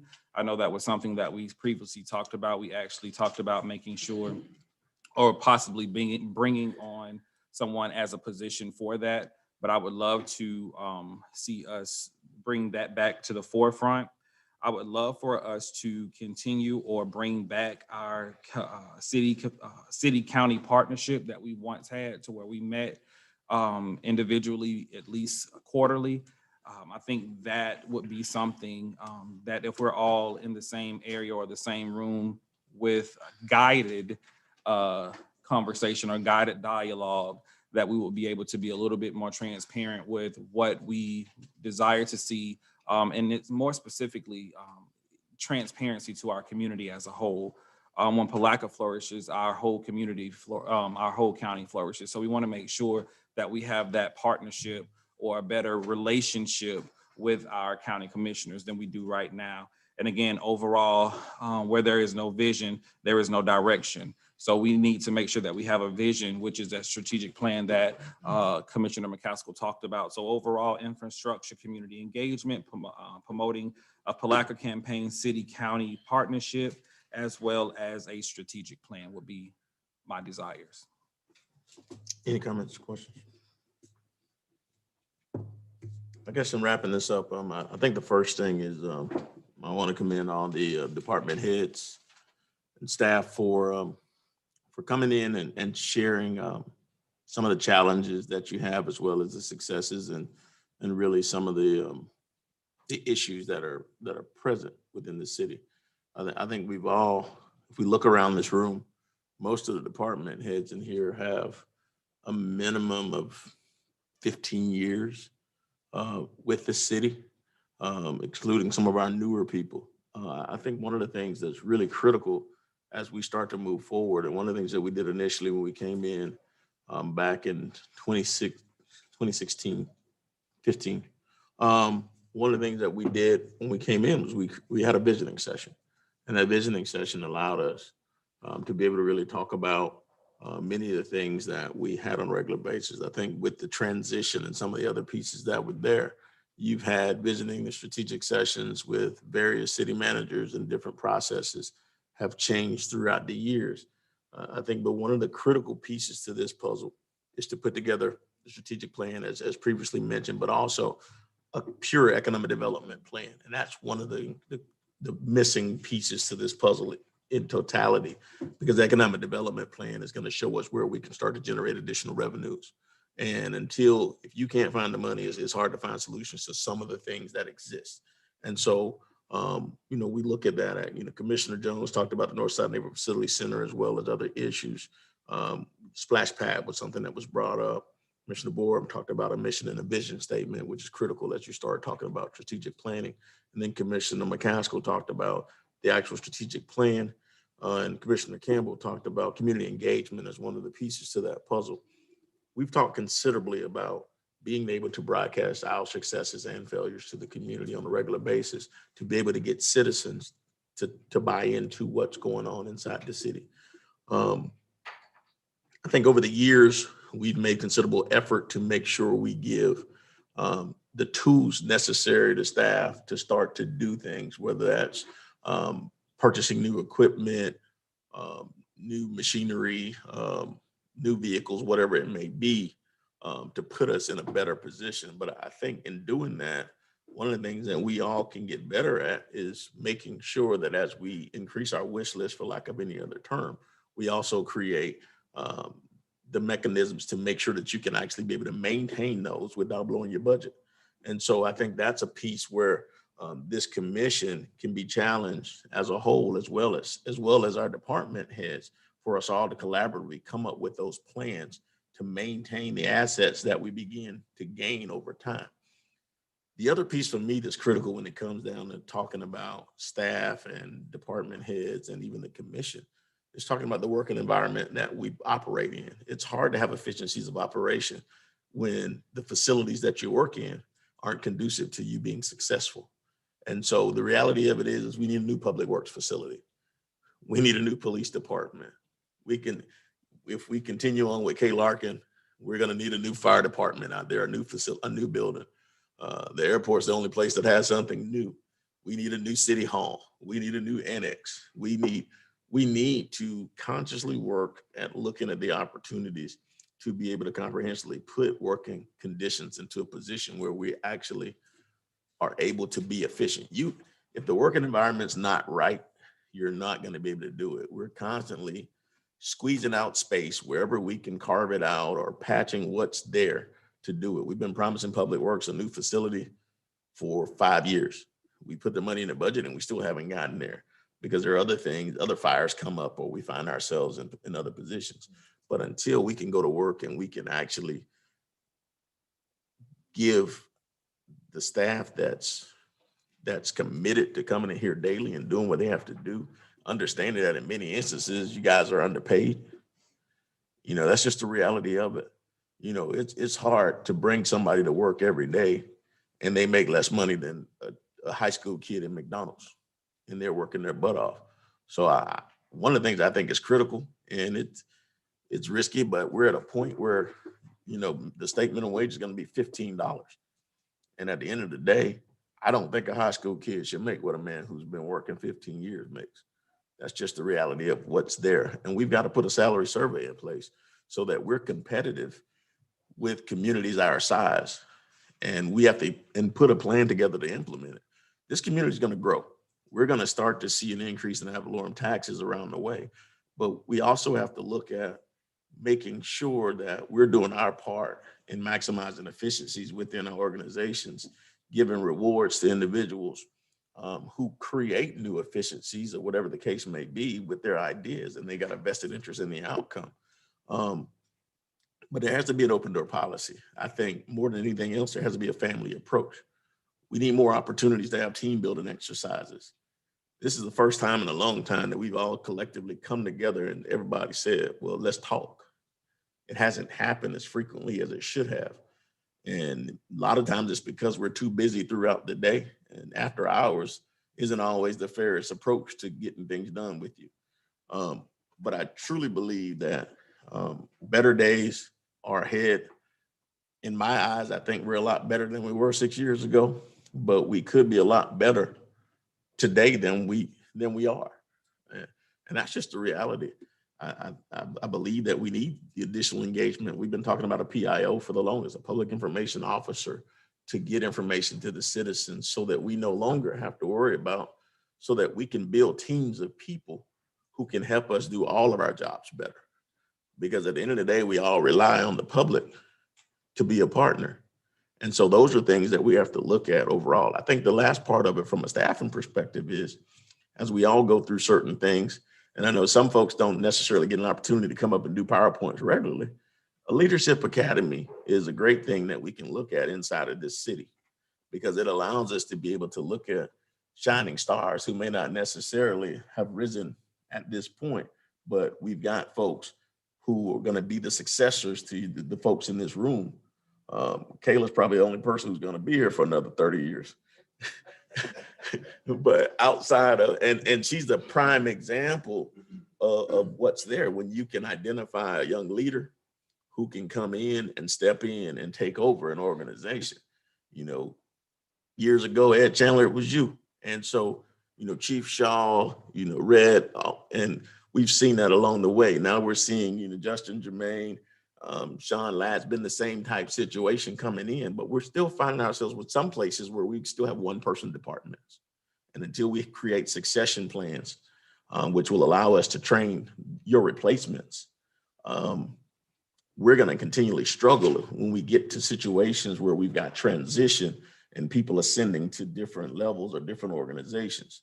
And so I think that as we start to put this stuff together, those are some of the things that I see from a staffing standpoint, and even from a commission standpoint, that are going to be critical, because we all have an obligation as well to try to find our successors so that, the visions continually can flourish. No different than the city manager or even the city attorney. Those are all places where we can actually start to build continuity within the city as we move forward. And that's one of the things that begins to stymie us as we make progress. Whenever there's transition, we find a halt until we find the replacement. And so we've got to be able to build from that. As far as the visions of the city of Palatka as a whole, one of the most critical pieces I see is the revitalization of the 11th Street Business District, for example, and infill within our residential areas. The city has an opportunity, if we use CDBG funding, if we use other funding sources that are out there, to take renters and make them homeowners, to take employees. You think about the number of people who work up under you who don't own homes and have worked for the city for many years and really don't, and most of it's simply because they're afraid of what it takes for home ownership, or they don't know. We've had historically live where you work programs, things of that nature. If we start in-house with our city of Palatka employees, we should be able to put ourselves in a position as we get salaries and other things to where they need to be, to start to build homeowners within our community, people who've already committed to the community, but have an opportunity to be able to be in a greater financial situation based on the fact that they're homeowners. We got a lot of guys, and I've seen it over the years when we first came in, who worked for the city for 30 years and they rented apartments the entire 30 years they've been there. And some choose not to be homeowners, but many just have never had the information disseminated to them so that they can understand that there may be greater financial benefits, because in most cases, they pay more for rent than they would pay for a mortgage. And so while we have and I think we have an obligation to provide information as it relates to investments, to benefits, to home ownership, to everybody who's a part of this team in this community. And so I think those are places where we start to look at how we can build things forward. The other piece of it is, outside of housing, outside of getting new facilities, the last part, I think more than anything else, is just making sure that we continually promote inner working of departments, and we promote the concepts that we're all on the same squad. Because what we're starting to see is that there's a wealth of information, a wealth of knowledge throughout everything that we do. And we've created additional opportunities for people to work together, because what happens is until we actually start to know each other, it's difficult to know who you need to call on and who you can trust in times of emergency. And so most of the time, the calls come in the heat of a moment where it's work and that's what it is. But if you build relationships, then it changes everything. And I think that once we start pushing those pieces of the puzzle, things are going to completely change. You know, as we develop economically, as we begin to look at what we're doing from a tax structure standpoint, some of these other things that we have, we'll start to see other places where we can start to build young people. I talked to Sean earlier today and also Ed about the idea of, and really historically what we did with right-of-way crews and how we invested in young people and how the right-of-way crews manifested into additional jobs and additional training for people that's out there. And if we can, and again, if we can start to invest in our young people and develop them early on, some of those young people that come through PAL or even that come through our programs, such as recreation, we're going to find out that we won't have to search very far once we build community relationships for people to be law enforcement officers, to be firefighters, to work in public works, to do some of these other things, because we've already developed the relationship with them. And the city of Palatka is really second nature to them. And so I think overall, we're going to have a lot of things on our wish list that are going to put us in a position where we start to grow. And that's really what this is about. And as I close, I think I want to thank Commissioner Jones for bringing everybody together, because had he not done it, I don't know if we'd be here. That's just the reality. We get so caught up sometimes in the things that we do daily that we never get a chance to come together, particularly with COVID and some of the other things that are out there. But we have to create and what I think is quarterly opportunities, or at least biannual opportunities, to sit down and have this conversation in it as we talk about what were the goals that we set for the fiscal year, where we are at least a halfway point of the year, and what are the challenges that have occurred throughout the year and how we make those things better. And I think if we do that in a more relaxed setting, it puts us in a position where we can build relationships at the same time that we continually build this community. Because the concept of family in itself, we have to know each other in order for us to love each other, and in order for us to care about what the next person's doing, and so that we all have the same successes. And so we'll have times where we disagree. You'll have times where the emails get heated or the phone calls get heated. But I think at the end of the day, when everybody starts to understand how we all communicate, we'll realize that we all have the same jersey on and we play on the same team. And that's going to help us create really pushing our brand and our concept, which is we're better together. And that's what this is all about. It's all about everybody coming together collectively, understanding that our main goal is to build the city of Palatka and to raise the floor in order to raise the ceiling. And so I thank you guys for coming in here tonight and staying with us and bearing with this, 3 hours to really get through and talk about the vision of the city and really the state of the city as a whole. And I just appreciate it. Mr. Mayor, all I wanted to say was, I think that I would be remiss without complimenting the team that's here in front of you. There have been a number of people here who've stepped up to different positions since May of last year, and they're doing their position very well. They're exceeding expectations in a lot of cases and making the city function. So without belaboring the point, all I want to do is express my thanks to the entire team that's here, from the city attorney to the general services director, to Ms. Shank, who's just stepped in, all the way down the road. We've got people who step up every day. Mr. Chandler's driving a garbage truck as the department head out there on occasion when he needs to. Or that's normal. It may be normal, but sometimes the norm doesn't get appreciated. And so I'm simply saying that you have people who are stepping up every day. And I think we'd be remiss in talking about our goals and objectives without recognizing the greatest asset you have, in my opinion, and that is the staff that you have. Oh, no question. And and to ditto that, city manager, I would like to tell you that you're doing a good job because of the shuffling that you have to do and to jump from one hot topic to another and put fires out all the time. I think that you're doing a fantastic job as well. And I want to let the public know that. All right.